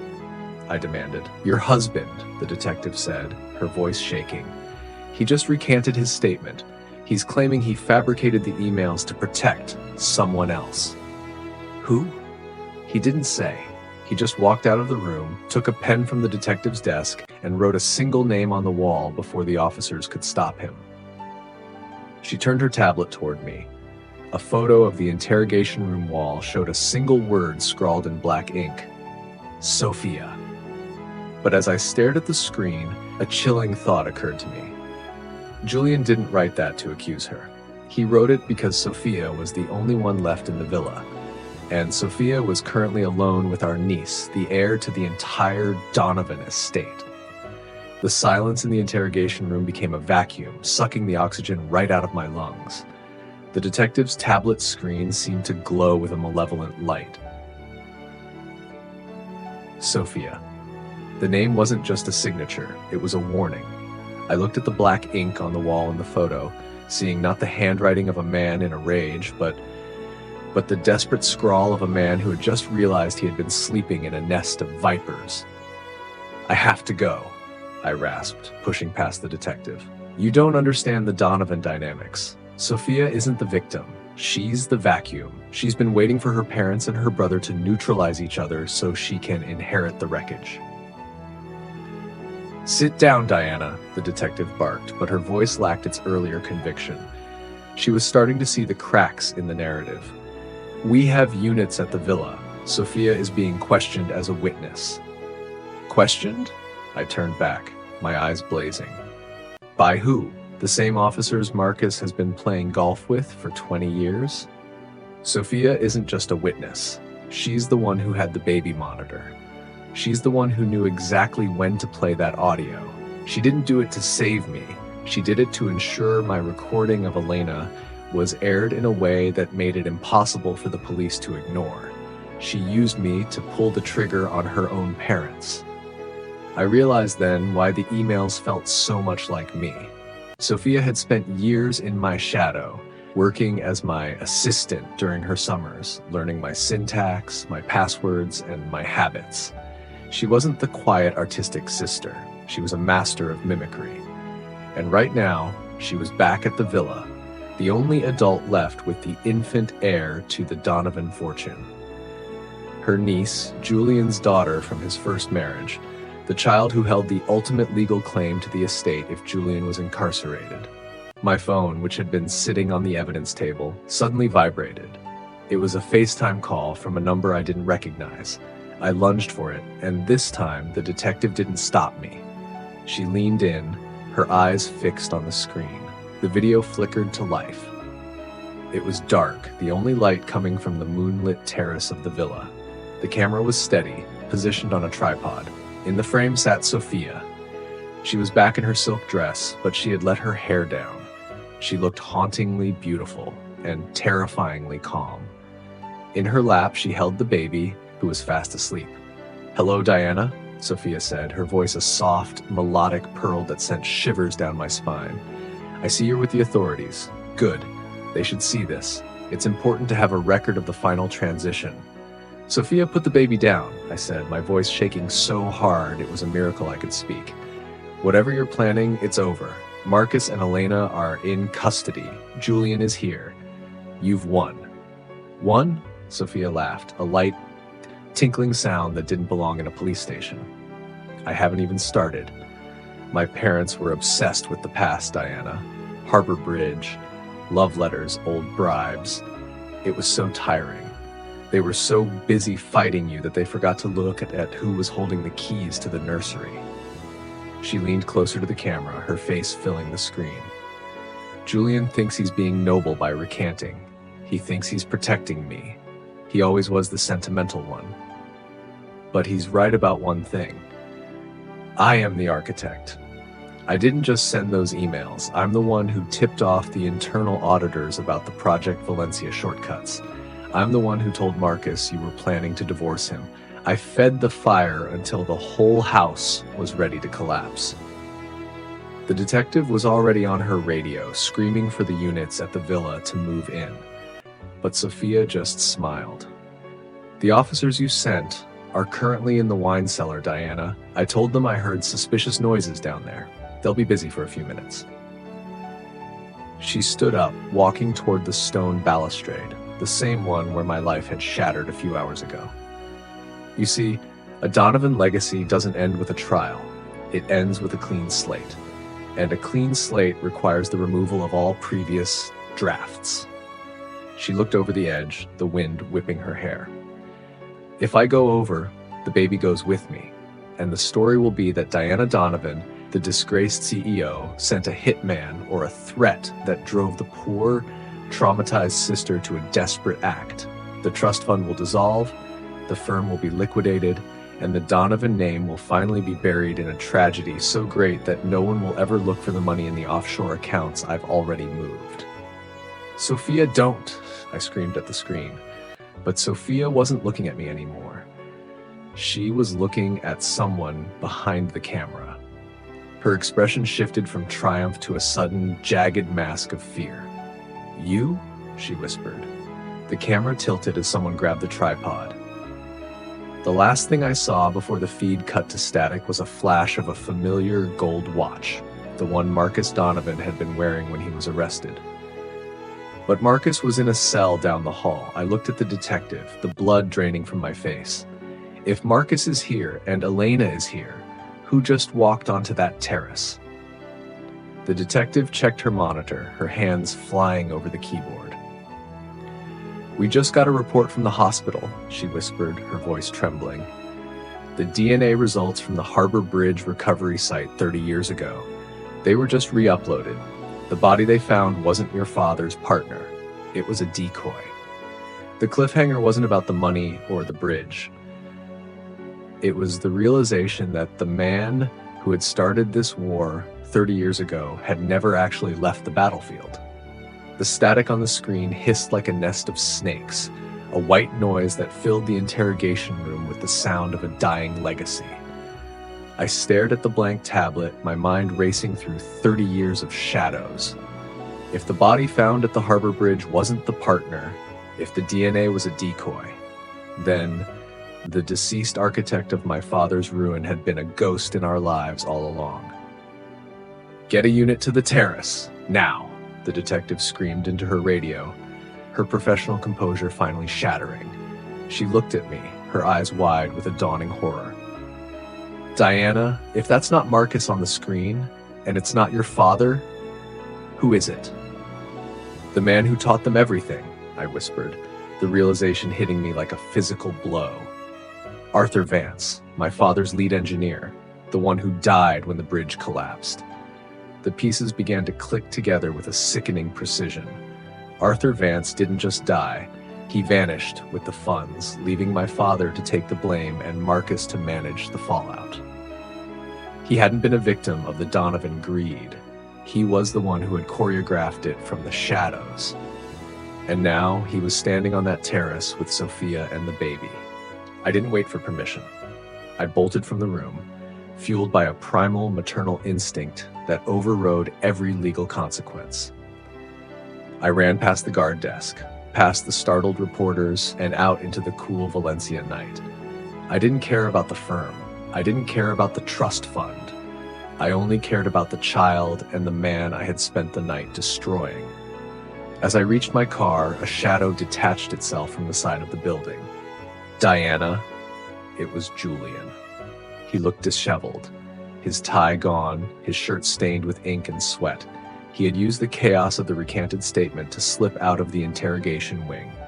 In his hand, he held a set of keys, not to his car, but to the villa's private service entrance. "I saw the feed," he gasped, his chest heaving. "I know who it is. I saw him in the background of a photo in my father's safe. Vance isn't just a partner, Diana. He's Sophia's real father." The world tilted. The love letters, the affair between my father and Elena, it was all a smokescreen. Elena hadn't been cheating with my father. She had been protecting a secret that would have stripped her of the Donovan name. Sophia wasn't Marcus's daughter. She was the offspring of a dead man, a ghost who had been waiting for the right moment to reclaim his seat at the table. "Get in," I commanded, throwing the car into gear before he had even closed the door. We tore through the streets of Valencia, the silence between us heavy with the weight of everything we had said and recorded earlier.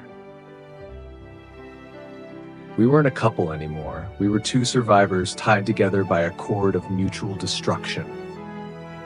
"I'm sorry," Julian whispered as we hit the highway, the villa's lights appearing on the hillside like a crown of thorns. "I thought I was saving you by deleting those files. I thought if I erased the history, we could start over. I didn't know I was playing right into Sophia's hand." "We were both arrogant, Julian," I replied, my eyes fixed on the road. "We thought we were the leads in this drama. We're just the final casualties."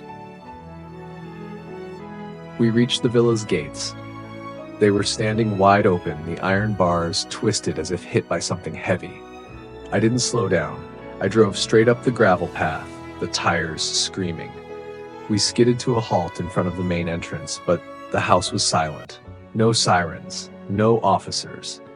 Sophia had been right. The police were trapped in the sprawling labyrinth of the wine cellar. We ran through the foyer, up the grand staircase, and toward the terrace. As we burst through the French doors, the scene was frozen in moonlight. Sophia was standing by the balustrade, but she wasn't holding the baby anymore. The infant was in the arms of a tall, thin man with white hair and eyes that looked like cold glass.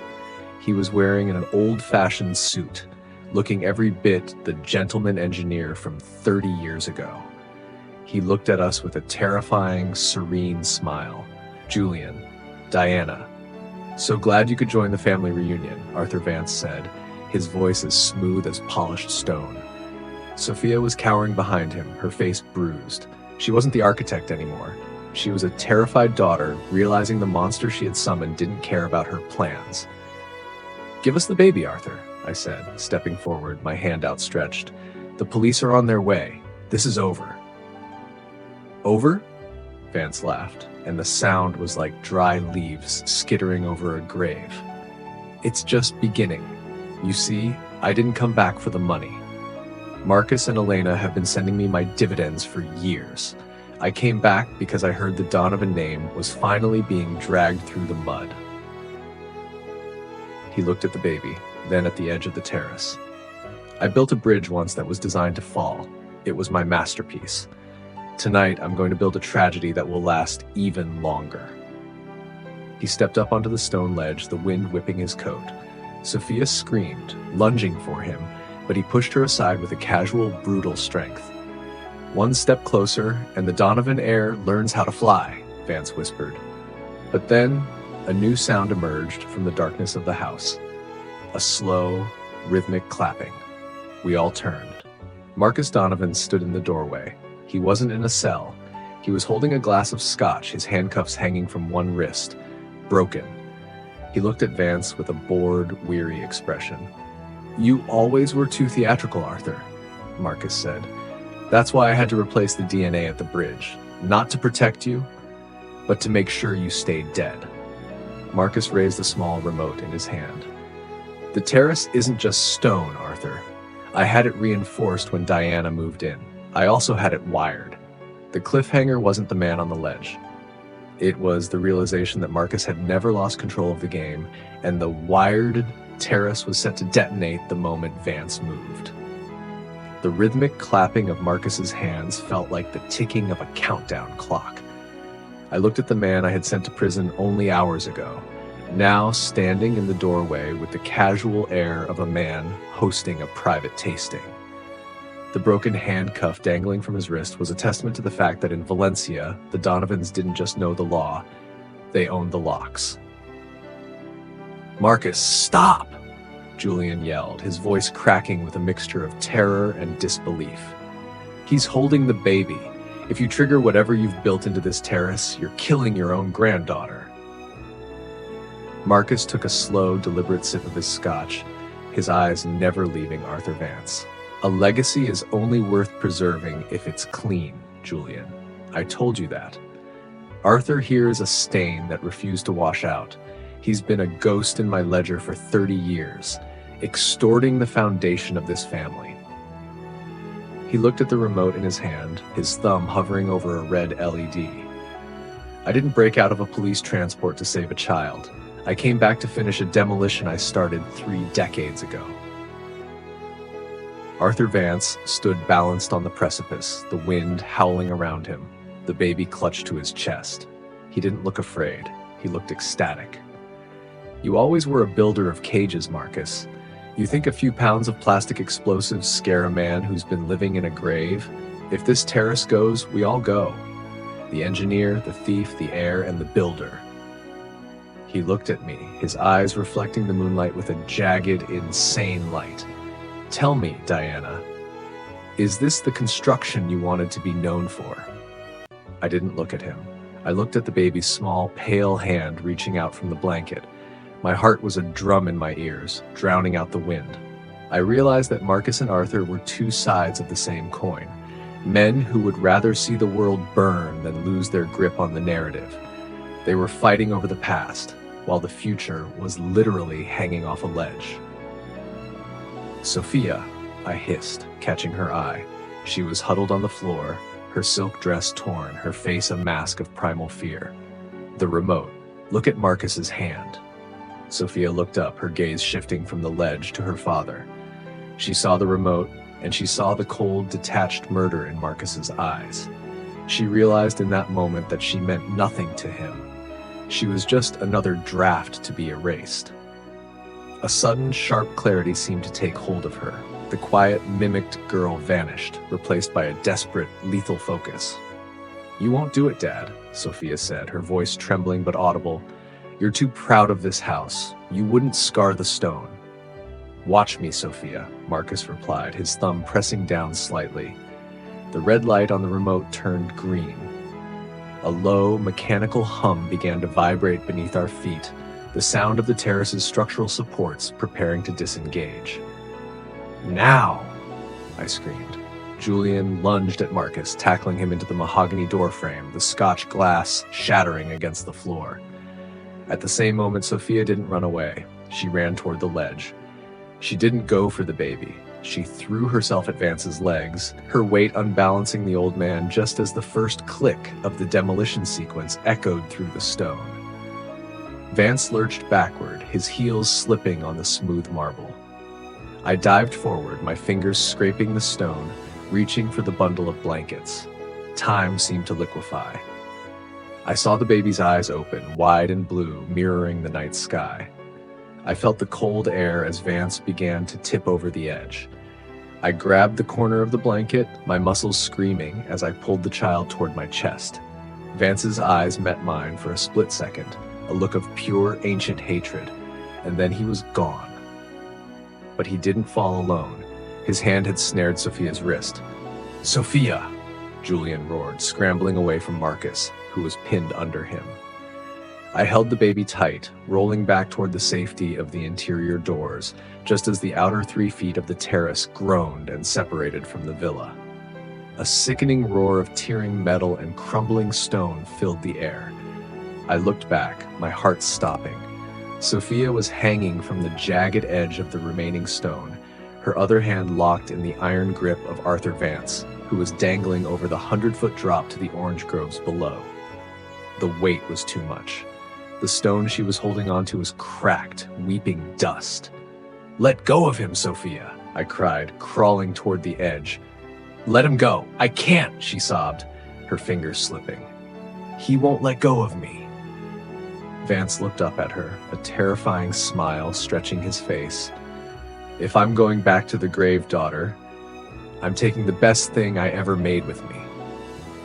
Just then, Marcus stood up in the doorway, blood trickling from his temple. He didn't look at the baby. He didn't look at me. He looked at the remote that had fallen near the edge.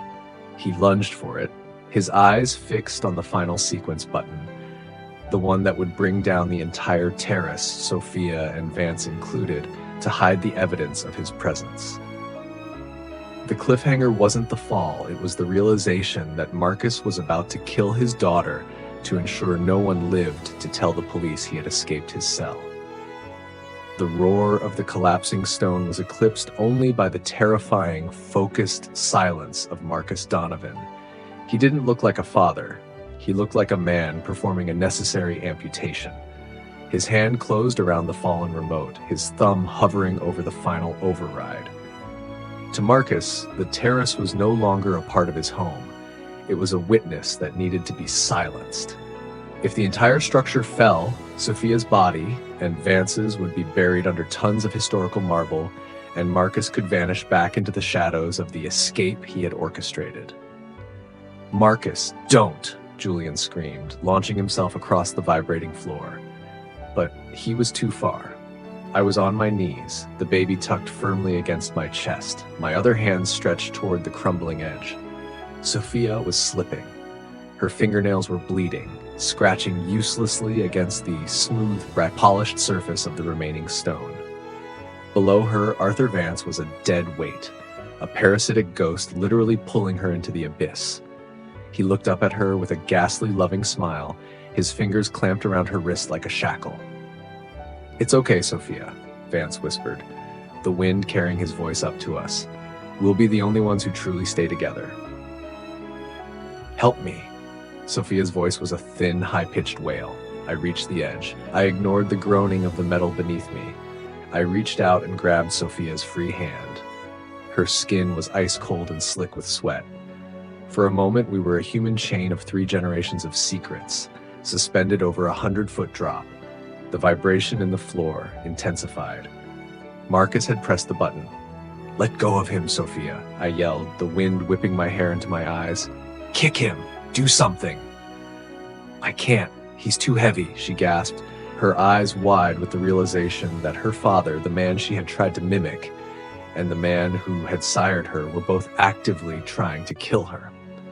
A secondary explosion, smaller but more violent, shook the base of the terrace. The stone beneath my knees cracked.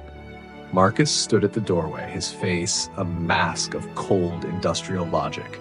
He was watching the demolition like a project manager. He didn't care about the screams. He didn't care about the baby I was holding. He was erasing the evidence. Suddenly, a shot rang out. Not from the police, but from the darkness of the library behind Marcus. A single sharp crack that echoed off the stone walls. Marcus's hand jerked, the remote flying from his grip and skittering across the floor toward the abyss. He slumped against the doorframe, clutching his shoulder, his eyes wide with shock. Elena stood in the shadows, holding a small, silver-plated pistol, the one she kept in the nightstand for intruders. Her gala makeup was smeared, her hair a silver nest of fury. She didn't look at Marcus. She looked at Sophia. "No more drafts, Marcus," Elena said, her voice a low, guttural growl. "I spent 30 years protecting you. I won't let you kill my daughter just to save your skin." The distraction was all I needed. The mechanical hum of the demolition slowed as the remote hit the ground and shattered. The signal interrupted. Julian reached me, grabbing my waist to anchor me to the solid part of the villa as I leaned further over the edge. "I've got you!" Julian roared, his muscles bulging as he pulled both of us. With a final desperate heave, Sophia found the strength to kick out. Her heel caught Arthur Vance square in the jaw. The impact was enough. His grip loosened for a fraction of a second, long enough for Sophia to wrench her arm free. Vance didn't scream as he fell. He just watched us, his eyes fixed on the baby in my arms, a silent promise that ghosts don't stay buried. He disappeared into the darkness of the orange groves, followed by the remaining slab of the terrace. A second later, a dull, sickening thud echoed from below. I pulled Sophia over the edge, the three of us collapsing into a heap of silk, dust, and trembling limbs. The baby began to cry, a loud, healthy wail that was the most beautiful sound I had ever heard. It was the sound of a future that had survived the past, but the silence that followed was even more terrifying. We looked toward the doorway. Elena was still standing there, the gun lowered. Marcus was on the floor, breathing heavily, the life draining from his eyes as he looked at the woman who had finally broken her silence. You killed me." Marcus wheezed. "No, Marcus," Elena said, stepping over him to reach her children. "I just finished the construction." She looked at me, and for the first time, there was no hatred in her eyes, only a weary, mutual understanding. We were both monsters in our own way, but we were the only ones left standing. Then, the sirens returned. Real ones this time. A fleet of black SUVs tore up the driveway, their headlights illuminating the carnage on the terrace. But as the officers flooded the room, I felt a vibration in my pocket. My phone, a text from an unknown number. It contained a single GPS coordinate and a photo of the harbor bridge. The photo wasn't old, it was taken 10 minutes ago. And in the center of the frame was a man who looked exactly like Arthur Vance, standing next to a black car, holding a digital detonator. The man we had just watched fall wasn't Vance. It was a body double. The real Arthur Vance hadn't even stepped onto the property. He had been watching the whole thing through the camera Sophia had set up. The cliffhanger wasn't the survival of the family, it was the realization that the grand reunion was just a diversion for the real attack, which was happening at the very foundation of my company's biggest project. The wail of the sirens outside felt like a cruel joke. While the local police were storming the villa to arrest a bleeding Marcus and a hollowed-out Elena, the real threat was miles away, at the heart of the city's skyline. I stared at the photo on my phone, the crisp, high-resolution image of the harbor bridge. Not the one that fell 30 years ago, but the new, multi-billion-euro replacement my firm had just finished reinforcing. The man in the frame was unmistakable, his silhouette a sharp shadow against the structural cables. The real Arthur Vance hadn't come to the villa to kidnap a baby. He had come to the villa to distract the only people who could stop his final masterpiece. Julian, I choked out, shoving the phone into his face. Look, the terrace, the body, it was a play. He's at the bridge, the new bridge. Julian's eyes widened as he scanned the image. He looked at Sophia, who was shivering on the floor, then at the police officers now pouring through the French doors. He used Sophia's camera feed to time his arrival. He wanted us all here, trapped in this family drama, while he took down the only thing that justifies your company's existence. The lead officer, a grim-faced commander named Ramos, stepped over Marcus's prone body and reached for me. Diana Donovan, you are under arrest for... Commandante, look at this, I shouted, thrusting the phone at him. The harbor bridge replacement. There is a man on the primary suspension cable with a detonator. If that bridge goes down tonight, it's not just a corporate failure. It's a massacre. The midnight freight trains are crossing it right now. Ramos hesitated, his eyes darting from the screen to the bleeding patriarch on the floor. He was a man of the law, but he was also a man of Valencia. He knew that the bridge was the city's lifeline. He grabbed the phone, his face hardening as he barked orders into his radio. Sector 4, divert all units to the harbor bridge. Stop the midnight transit, now! But I knew the bureaucracy of the police would be too slow. The bridge's security system was integrated into my firm's private server, the same server Julian had just spent an hour trying to delete. I have to go, I said, looking at Julian. The override is manual. If the server is in a loop because of the deletion, the police won't be able to kill the power to the detonator's frequency. You're not going anywhere alone, Julian said, his voice regaining a fragment of the strength that had defined him before the night fell apart. He looked at Ramos. You want your suspects? We're right here. But if you don't let my wife get to a terminal, the blood of those train drivers is on your hands. Ramos looked at the chaos of the room. Elena standing over Marcus with a gun, Sophia curled into a ball, and the baby crying in the corner. He made a split-second decision. 2 officers with them. Go! If they try to deviate, shoot the tires. We didn't wait for a second invitation. We sprinted to my car, the 2 officers piling into the back seat. As I floored the accelerator, the villa disappeared in the rearview mirror, its lights flickering like a dying star. The drive was a blur of high-speed turns and screaming sirens. Beside me, Julian was on his laptop, trying to find a back door into the company's network that he hadn't managed to destroy. The primary nodes are dark, Diana. Your Project Valencia security protocols are too good. They've locked out everyone, including us, because of the unauthorized access alert I triggered. There's a physical override at the bridge's maintenance hub, I said, my knuckles white on the steering wheel. But Vance knows that. He'll be waiting for us. Why? Julian asked, his voice low. Why destroy the new bridge? What does he gain? It's not about gain, Julian. It's about the symmetry, I replied. He wants to prove that no matter how much progress we claim to make, the foundations are still his. He wants to end the Donovan and Vance story exactly where it started. We reached the bridge. It was a magnificent span of steel and light, arching over the dark water like a silver ribcage. The police had already blocked the entrances, their blue lights reflecting off the girders.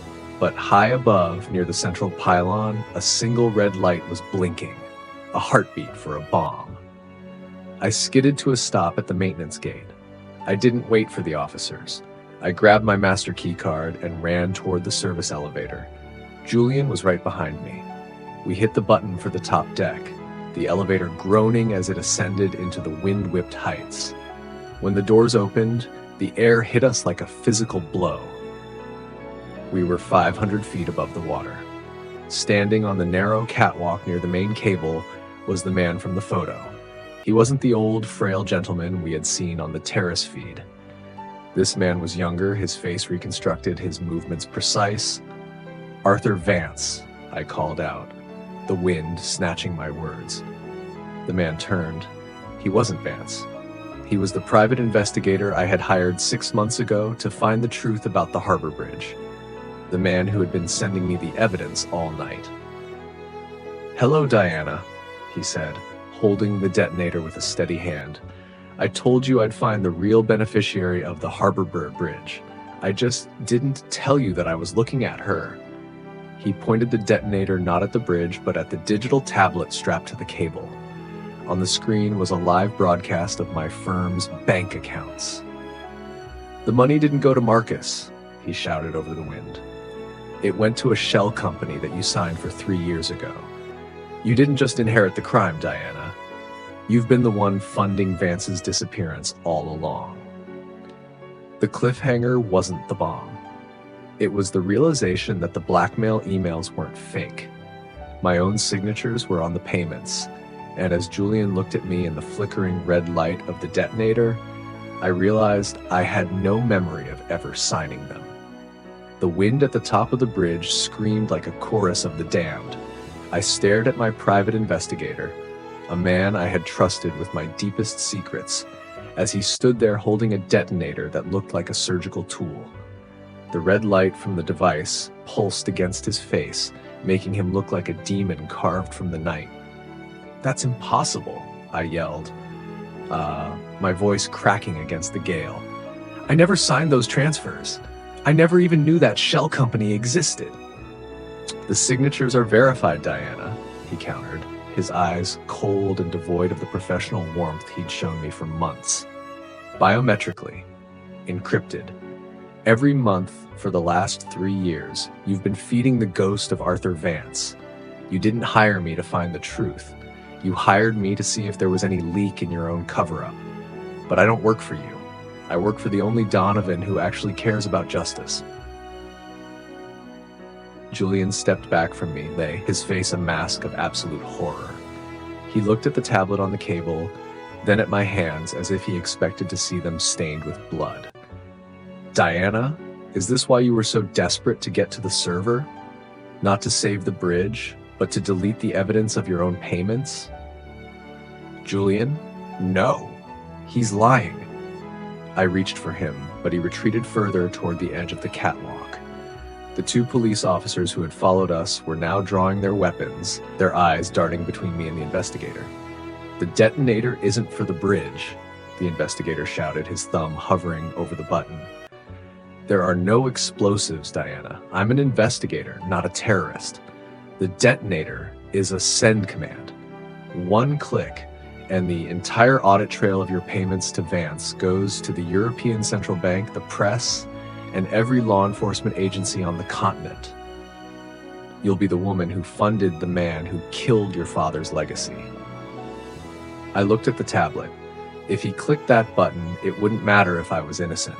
The paper trail was so perfectly constructed, so deeply embedded in my firm's history, that no jury on earth would believe a frame job.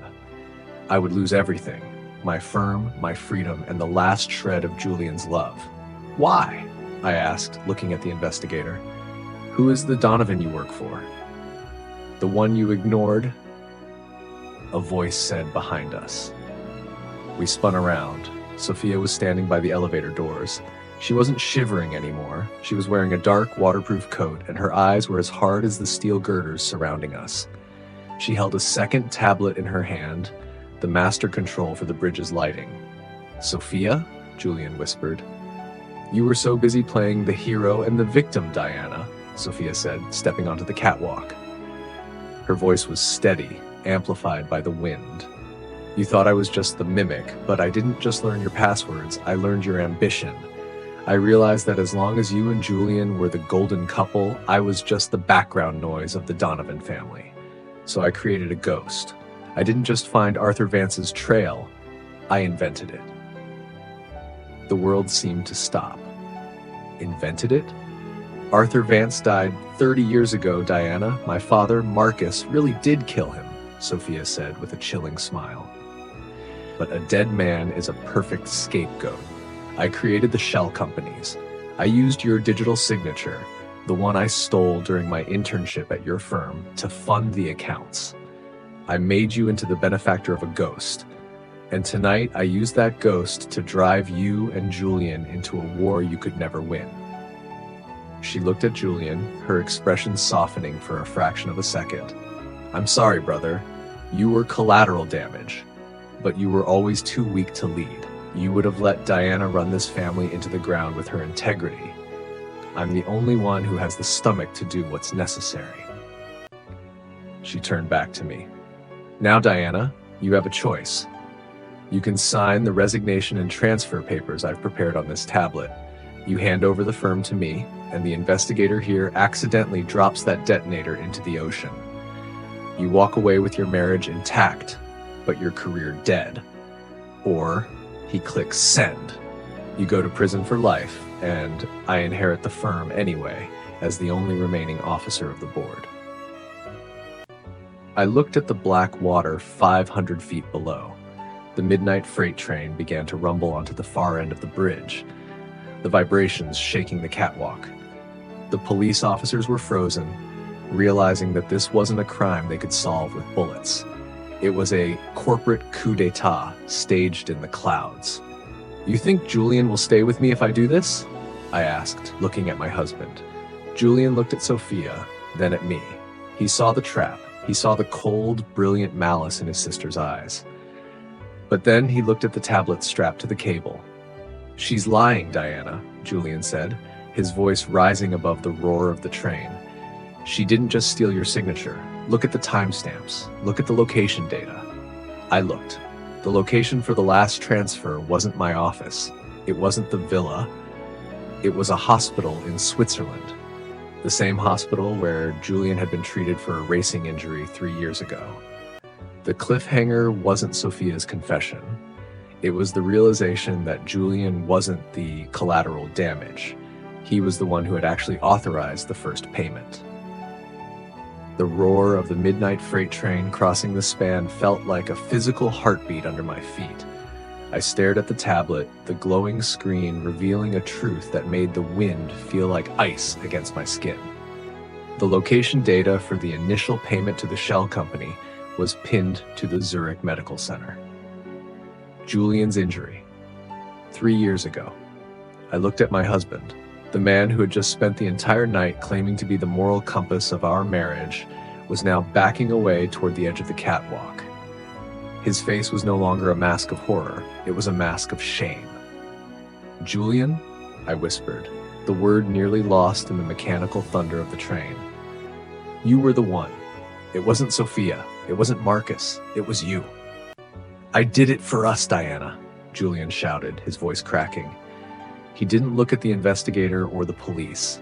He looked only at me. 3 years ago, Marcus came to me in Zurich. He told me the Harbor Bridge auditors were closing in. He said if we didn't start servicing the old debt, they would link the collapse to your father's estate and shut down your firm before it even went public.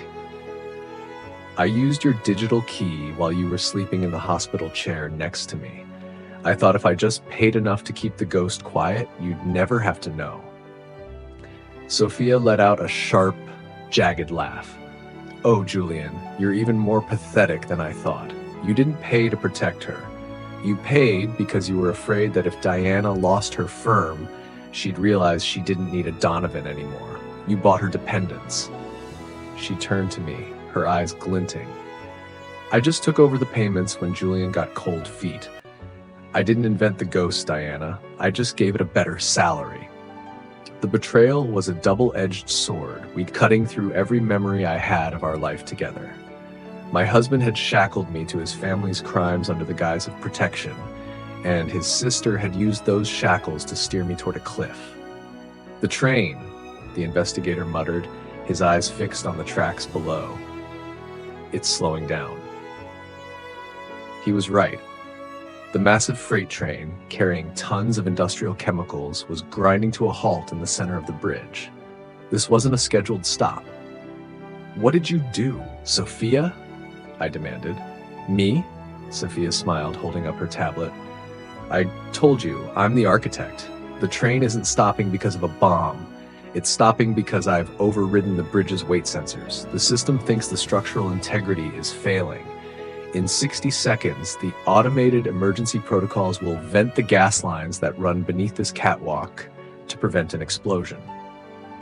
Venting the gas? The lead officer gasped, reaching for his radio. That'll turn this entire upper deck into a localized vacuum. We'll be suffocated or blown off the edge. Only if you stay, Sophia said, stepping back toward the elevator. The investigator and I are leaving. You have 1 minute to choose, Diana. Sign the transfer and I'll override the venting protocol. Or stay here with your integrity and your lying husband and see if the Mediterranean is as soft as it looks from 500 feet up. Julian looked at the elevator, then at me. The cowardice I had seen in him all night was fighting with a final, desperate spark of the man I used to love. He looked at the tablet strapped to the cable, the one holding the evidence of his own original sin. I'm not signing anything, I said, my voice as hard as the steel I had spent my life building with. You want the firm, Sophia? You'll have to take it from my cold, dead hands. Because the moment that gas vents, I'm sending the Project Valencia logs to every news outlet in the world. I've already set the delay. If my heart rate doesn't confirm a safe biometric check in 5 minutes, the whole Donovan history goes live. Sophia's face twisted. You're bluffing. You wouldn't kill yourself just to spite me. Try me, I said, stepping toward the edge, the wind whipping my dress like a flag. I'm a builder, Sophia. I know exactly how much pressure a structure can take before it collapses. And right now, you're the one under pressure. The mechanical hiss of the gas lines began, a low, terrifying whistle that vibrated through the catwalk. The officers were already retreating toward the stairs. The investigator looked at Sophia, his confidence wavering. But as Sophia reached for the elevator button, the doors slid open before she could touch them. Standing inside was Elena. She was covered in dust, her silk suit torn, but she was holding Marcus's master override key, and she wasn't alone. Behind her stood the 2 men I thought were dead or in prison. The real Arthur Vance and very much alive Marcus Donovan, his shoulder bandaged and his eyes burning with a cold, renewed fury. The grand reunion isn't over yet, children, Marcus said, his voice echoing over the hiss of the gas. The cliffhanger wasn't the gas or the bridge. It was the sight of Marcus and Vance, the 2 enemies who had started the war, standing side by side, realizing that their children had become more dangerous than they ever were. The hiss of the venting gas lines grew into a rhythmic roar, a mechanical beast awakening beneath the catwalk. 500 feet above the black water, the power dynamics shifted with the speed of a falling stone. Marcus Donovan and Arthur Vance, the 2 architects of this 30-year nightmare, stood shoulder to shoulder in the elevator, a sight that defied logic. Behind them, Elena looked not like a captive, but like the warden who had finally brought the prisoners to heel. Dad? Sophia's voice was a thin, fragile thread. The bravado she had used to terrorize us minutes ago evaporated, replaced by the instinctual terror of a child caught in a lie. How? You were arrested. I saw the police. Police? Marcus stepped onto the catwalk, his movements stiff from the bullet wound, but his presence still monolithic. He tossed a set of silver handcuffs onto the metal grating. They were cut clean through. In this city, the police are an overhead expense, Sophia. I didn't raise you to be this sloppy. You thought you could use a 30-year-old ghost to bury your own father? Arthur Vance stepped forward next to him. Up close, the man was a walking scar, his face a patchwork of reconstructive surgeries, his eyes devoid of anything resembling humanity. He looked at Sophia with a chilling lack of recognition. You were a useful distraction, girl, Vance rasped. But you made the mistake of thinking you were the one holding the leash. I didn't survive a bridge collapse to be a pawn in a sister's jealousy. Julian moved toward me, his back to the railing, caught between the sister who had framed him and the father who had corrupted him. "If you're both here," Julian shouted over the wind, "then the Vance on the terrace, the man who fell." "A sacrificial lamb," Marcus dismissed with a wave of his hand. "A former employee who owed me a debt. It was a performance to see who among you was worth keeping. And it seems," he looked at Julian and then at me with profound disdain, "that the answer is no one." The investigators, sensing the shift in the wind, began to back away toward the far end of the catwalk, still holding the detonator. "I have the evidence. I'll send it. I'll ruin all of you." Marcus didn't even look at him. He simply nodded to Elena. She didn't use her gun. She reached for the service panel inside the elevator and flipped a toggle. A localized electromagnetic pulse, a security measure built into the bridge's maintenance deck for lightning protection, rippled through the catwalk. The investigator's tablet flickered, hissed, and went black. The send command was dead. The detonator was now just a useless piece of plastic. "The digital age is so fragile," Marcus mused, walking toward us with a heavy predatory grace. "I prefer things that are made of stone and iron, things you can touch, things you can break." He stopped a few feet from me. The gas was venting now in thick, white plumes, stealing the oxygen from the air. My lungs burned. The bridge began to vibrate as the automated systems triggered a secondary lockdown, the freight train in the distance groaning as its brakes locked. "Diana," Marcus said, his voice surprisingly soft, "I gave you everything. I gave you the capital, the name, and my son. All I asked for was a quiet legacy. But you had to dig. You had to audit the past. And now, you've audited us all into a corner." "I didn't ask for your blood money, Marcus," I choked out, clutching the railing. "I built that firm with my own hands. With my money," he roared, the mask of the diplomat finally shattering. "You are a Donovan by transaction, if not by blood. And tonight, the transaction is being voided." He turned his gaze to Sophia, who was trembling by the elevator. "And you tried to play the architect, but you forgot that an architect needs a foundation. You have nothing, no trust fund, no name. You are a ghost, just like Arthur." Marcus looked at Vance, and a silent communication passed between the two old monsters. They had spent 30 years pretending to be enemies, but they were bound by a shared sin that was stronger than any family tie. They were going to end it here. They were going to let the accident on the bridge claim everyone. Diana, Julian, Sophia, and the investigator, leaving Marcus and Elena to return to the villa as the grieving survivors of a tragic terrorist attack by the long-lost Arthur Vance. "Elena," Marcus commanded, not looking back, "seal the elevator." Elena stood at the controls, her hand on the lever. She looked at Julian, her only son. She looked at Sophia, her daughter. Then she looked at me. For a second, I saw the woman who had held those love letters on the bed. I saw the woman who had been trapped in Marcus's cage for 30 years. "Mom, please!" Sophia cried out. Elena's face remained a mask of stone. "You were right, Sophia," she said, her voice echoing through the roar of the gas. "A clean slate is the only way." She pulled the lever, but instead of the elevator doors closing, a massive grinding sound erupted from the pylon behind us. Elena hadn't sealed the elevator. She had triggered the manual release for the catwalk's emergency counterweights. The section of the catwalk we were standing on, with Marcus, Vance, Julian, and me, shuddered and began to tilt violently toward the sea. The cliffhanger wasn't the drop. It was the sight of Elena standing in the safe, steady elevator, watching as her husband and her children's enemies were tipped into the void, her face illuminated by the red emergency lights like a dark goddess of justice.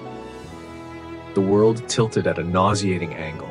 The screaming of twisting metal drowned out even the roar of the venting gas as the emergency counterweights plummeted through the bridge's pylon. The catwalk, once our only stable ground, became a slide of grated steel aimed directly at the black maw of the Mediterranean. Marcus roared in fury, his good hand clutching a support cable as his feet slid toward the abyss. Arthur Vance, the ghost who had survived one fall, looked up at Elena with a face twisted in a silent, horrific realization. He had spent 30 years hiding in the dark, only to be betrayed by the one person he thought he had successfully broken. "Elena?" Marcus's voice was a guttural rip. "What are you doing? Stop this!" Elena stood perfectly still in the elevator, her hand resting on the emergency lever. She looked down at her husband, the man who had bought her, used her, and turned her children into weapons. "The foundation was rotten, Marcus," she said, her voice amplified by the elevator's intercom, sounding like the voice of a final judgment. You didn't build a legacy. You built a prison. I'm just letting the inmates out." I felt my own body sliding, my fingernails scraping against the metal mesh. "Julian!" I screamed. Julian was closer to the pylon, his arm hooked around a vertical girder. He reached out, his face contorted with effort, and caught my wrist just as my feet left the edge of the catwalk. We were suspended over the void, the wind pulling at our clothes like a physical hand trying to drag us down. Sophia was further down the tilt, her body wedged against a junction box, her eyes wide and fixed on her mother. "Mom, save us!" Sophia shrieked. Elena's gaze shifted to her daughter. "I am saving you, Sophia. I'm saving you from becoming me." But the mechanical failure wasn't clean. The catwalk didn't just drop, it hung by a single straining tension bolt. The weight of Marcus and Arthur Vance, both clinging to the lower section, was causing the metal to groan and snap. The investigator had already lost his grip, his silent form disappearing into the darkness a second ago, a fleeting shadow against the silver bridge. Marcus looked up at Julian and me. Even in the face of death, his eyes were calculating. He saw that we were the only thing keeping the upper section from shearing off completely. "Julian, use the manual winch behind you. Pull the section back or we all go." Julian looked at the winch, then at me, then at his father. The choice was a physical weight. If he saved Marcus, he saved the monster who would undoubtedly find a way to silence us all before the sun rose. If he didn't, he was watching his father die. "Don't do it, Julian," I gasped, my shoulder feeling like it was being pulled from its socket. "He'll never stop. As long as he breathes, we are never free." "He's my father," Julian choked out, his eyes streaming with tears. "He's a ghost," I countered. "He died 30 years ago on the harbor bridge. This is just the echo." Arthur Vance, seeing his opportunity, began to climb over Marcus, his movements frantic and animalistic. He reached for the cable Julian was holding. He wasn't trying to save anyone. He was trying to replace us. "Move, boy," Vance hissed, his scarred face inches from Julian's. "Move or I'll cut her fingers off myself." Vance pulled a small, jagged piece of metal from his pocket, a shard from the earlier demolition, and aimed it at my hand. "Julian," I screamed, closing my eyes. A gunshot echoed through the pylon. Vance's head snapped back, and he lost his grip, his body spinning away into the dark. Elena had fired again, and yet her aim true, even through the wind and the distance. She looked at Julian, her expression one of agonizing love. "Let go, Julian," Elena whispered through the intercom. "Let go of the past. Save Diana. Save yourself." Marcus looked up at his wife, the realization finally hitting him that there was no more leverage, no more bribes, and no more secrets left to trade. He smiled, a small, terrifyingly proud smile. His son had finally learned the Donovan lesson. When a structure is failing, you cut it loose. "The money is in the foundation, Julian," Marcus whispered, his voice surprisingly clear. "Tell them. I built it to last." He let go. Marcus Donovan didn't scream. He fell with the same cold, silent dignity he had used to rule our lives. The catwalk shuddered as the weight was suddenly removed, the tension bolts snapping with the sound of a cannon shot. Julian pulled me up with a burst of strength born of pure adrenaline, hauling me onto the small, steady platform near the elevator. We collapsed against the cold steel, gasping for air as the venting gas finally dissipated into the night. Sophia was still there, huddled against the pylon, alive but broken. Elena stepped out of the elevator, the gun falling from her hand. She walked to her children and knelt, pulling them both into a tight, desperate embrace. I stood up, shaking, looking out at the bridge. The freight train was starting to move again, its lights cutting through the darkness. The bridge had held. The accident had been contained. But as I looked at my phone, which had fallen onto the platform, I saw a final notification. The Project Valencia logs hadn't been sent to the news. They had been rerouted. I opened the message. It was a video file, recorded by Marcus just before he left the villa. "Diana," his voice said from the small speaker. "If you're watching this, I'm gone. But a Donovan never leaves without a final balance sheet. Check the concrete pours on the central pylon. Section 42. You wanted the truth?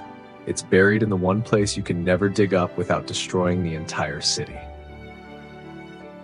The cliffhanger wasn't the death of the patriarchs. It was the realization that the clean bridge I had built was standing on a secret so catastrophic that my survival was now the only thing keeping the city from falling. The video on my phone looped one final time, Marcus's cold, triumphant eyes staring back at me before the screen went black. Section 42, the pylon we were standing on. I looked down at the concrete beneath my feet, the massive gray heart of the bridge. To any other observer, it was a marvel of modern engineering. To me, it was now a tomb of secrets that could liquefy the city's economy and my own soul. "Diana?" Julian's voice was hollow, a ghost of the man who had tackled his father only minutes ago. He stood up, supporting Sophia, who looked catatonic, her eyes fixed on the spot where Marcus and Vance had vanished. What was on the phone? What did he say?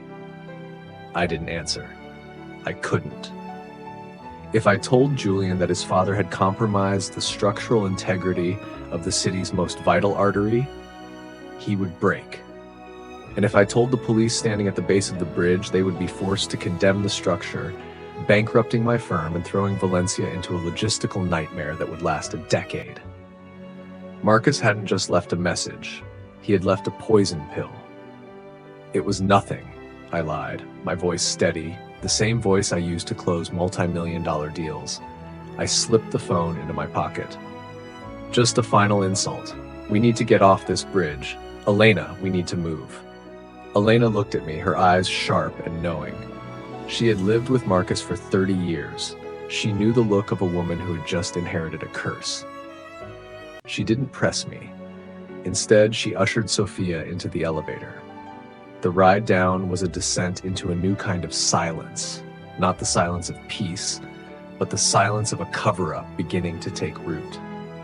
When the doors opened at the ground level, the world exploded into chaos. Flashbulbs, shouting reporters, and a phalanx of police officers surrounded us.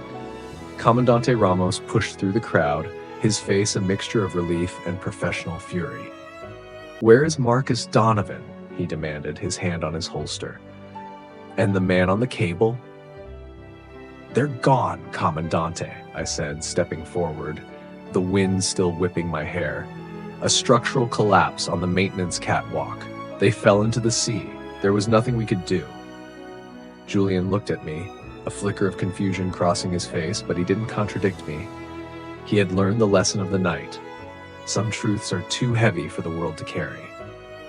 As the officers began to lead Elena and Sophia away for medical checks and statements, Ramos turned to me.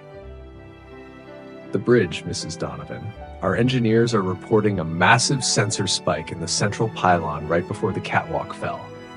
Is it safe?" The question felt like a physical weight pressing against my chest. Section 42. I could feel the secret vibrating in my pocket. If I said no, I was the woman who destroyed Valencia. If I said yes, I was the woman who became Marcus Donovan. "It's safe," I said, the words tasting like lead.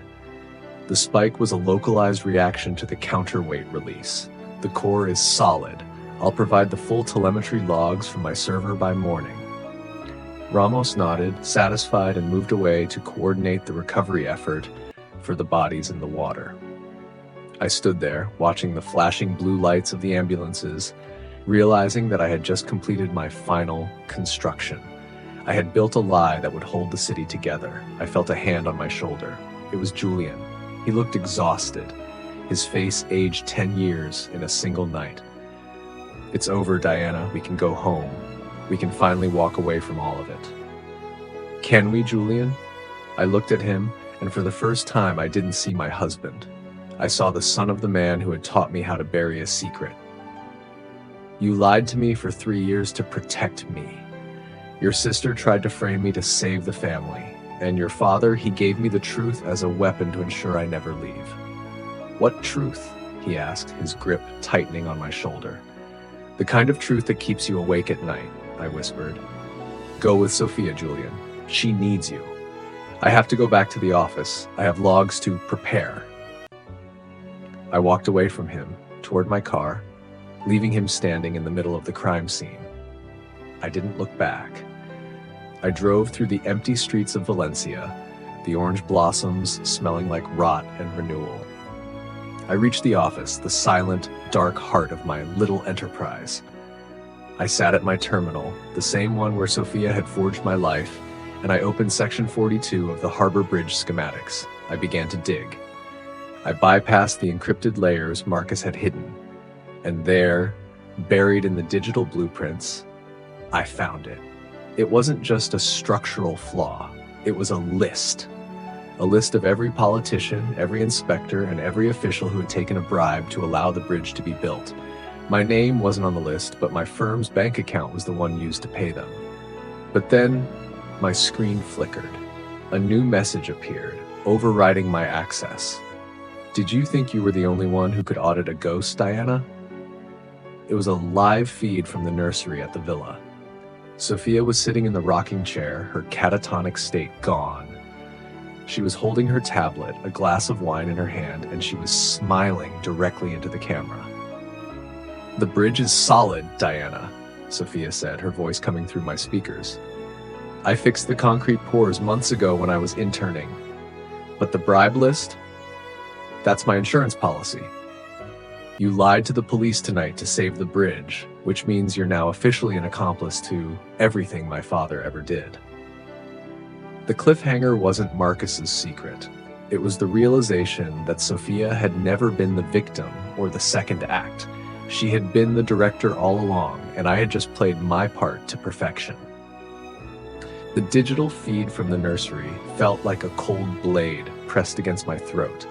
I watched Sophia on the screen, the sister I thought was broken, the girl I thought was a mere mimic, as she took a slow, elegant sip of her wine. The lighting in the nursery was soft, honey-toned, making her look like a saint in a Renaissance painting, but her eyes held the predatory glint of a Donovan who had finally outlasted the rest of the pride. "You look shocked, Diana," Sophia said, her voice silkily distorted by the office speakers. "You thought the bridge was the final climax? That was just the pyrotechnics. The real bridge, the one between your integrity and the truth, is what I've been building. You lied to Comandante Ramos. You told him the structure was safe to protect your firm. In that one sentence, you traded your soul for your stock price." "I did it to save the city from a panic, Sophia," I shouted at the empty office, my voice echoing off the blueprints of 1,000 failed dreams. "If I tell them about Section 42, the harbor closes, thousands of people lose their livelihoods. I did what was necessary." "Precisely," Sophia purred, leaning toward her tablet. "You did what was necessary. Just like Marcus did. Just like Arthur Vance did. Welcome to the family, Diana. You've finally earned your seat at the table." She tapped her screen, and the bribe list I had been looking at began to scroll. Names of ministers, judges, and the very officers currently guarding the villa flickered by.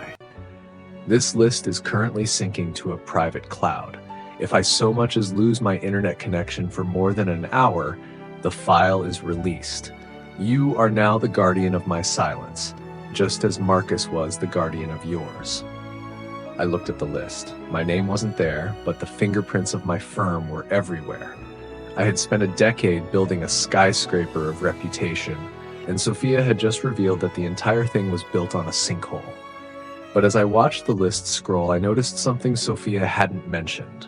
A name at the very bottom, dated only 6 months ago, the private investigator, the man who had supposedly died or vanished on the bridge tonight. Sophia, I said, my voice dropping to a dangerous low register. If you're the architect, why is your investigator listed here as receiving a payout for consultation on the Vance decoy? If he was working for you, why was he on the bribe list before you even brought him into our lives? Sophia's smile didn't falter, but her grip on the wine glass tightened. He was a contractor, Diana. Professionals are paid for their silence. No, I countered, leaning into the monitor, my eyes narrowing. He wasn't your contractor. He was the one who approached you, wasn't he? He told you about the harbor bridge. He fed you the passwords. He gave you the mimic role to play. You didn't find him, Sophia. He found you. The realization hit me with the force of a structural collapse. Sophia wasn't the director. She was the final, most sophisticated puppet.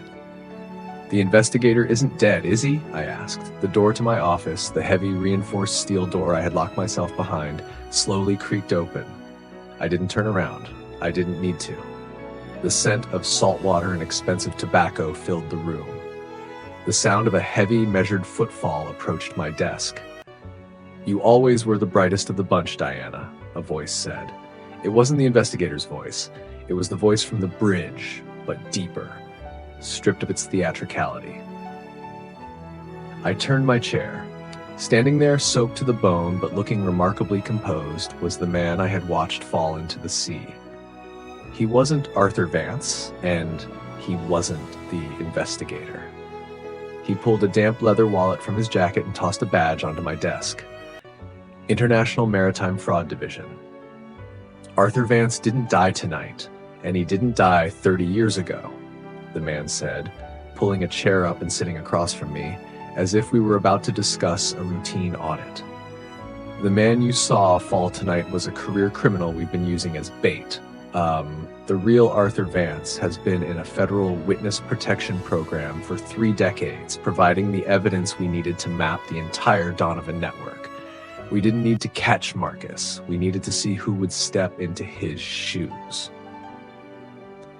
He looked at the monitor where Sophia was frozen in a mask of sudden, paralyzing terror. Sophia thought she was stealing a company, the agent said, his voice cold and clinical. But all she was doing was providing us with a fresh trail of digital signatures that link the current board, including you, Diana, to the original crime. We let her mimic you so that when the arrests are made, the evidence is undeniable. You're not the accomplice, Diana. You're the bait. I looked at the badge, then at the list, then at Sophia's terrified face on the screen. The night hadn't been a battle between family members. It had been a systematic harvest by an agency that had waited 30 years for the fruit to ripen. So what happens now? I asked, my heart reaching a terminal velocity. Now, the agent said, standing up and reaching for the handcuffs on his belt. We see if your husband is as loyal as he claims to be, because right now, Julian is in a police cruiser at the bottom of the hill, and he's currently signing a document that says you were the one who orchestrated the bridge collapse tonight to cover the bribe list. The cliffhanger wasn't the arrest. It was the sound of Julian's voice coming over the agent's radio, clear and cold, saying, "I have the logs. My wife is at the office. Take her in."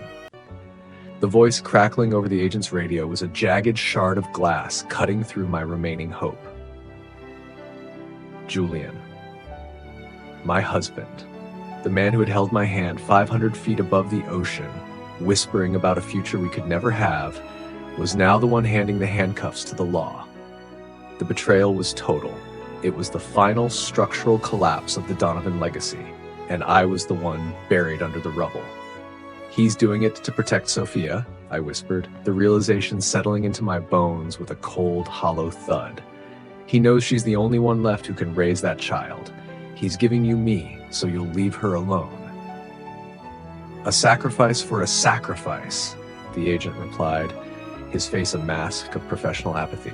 He stepped toward me, the metal of the handcuffs under the fluorescent office lights. It's a classic Donovan move, Diana.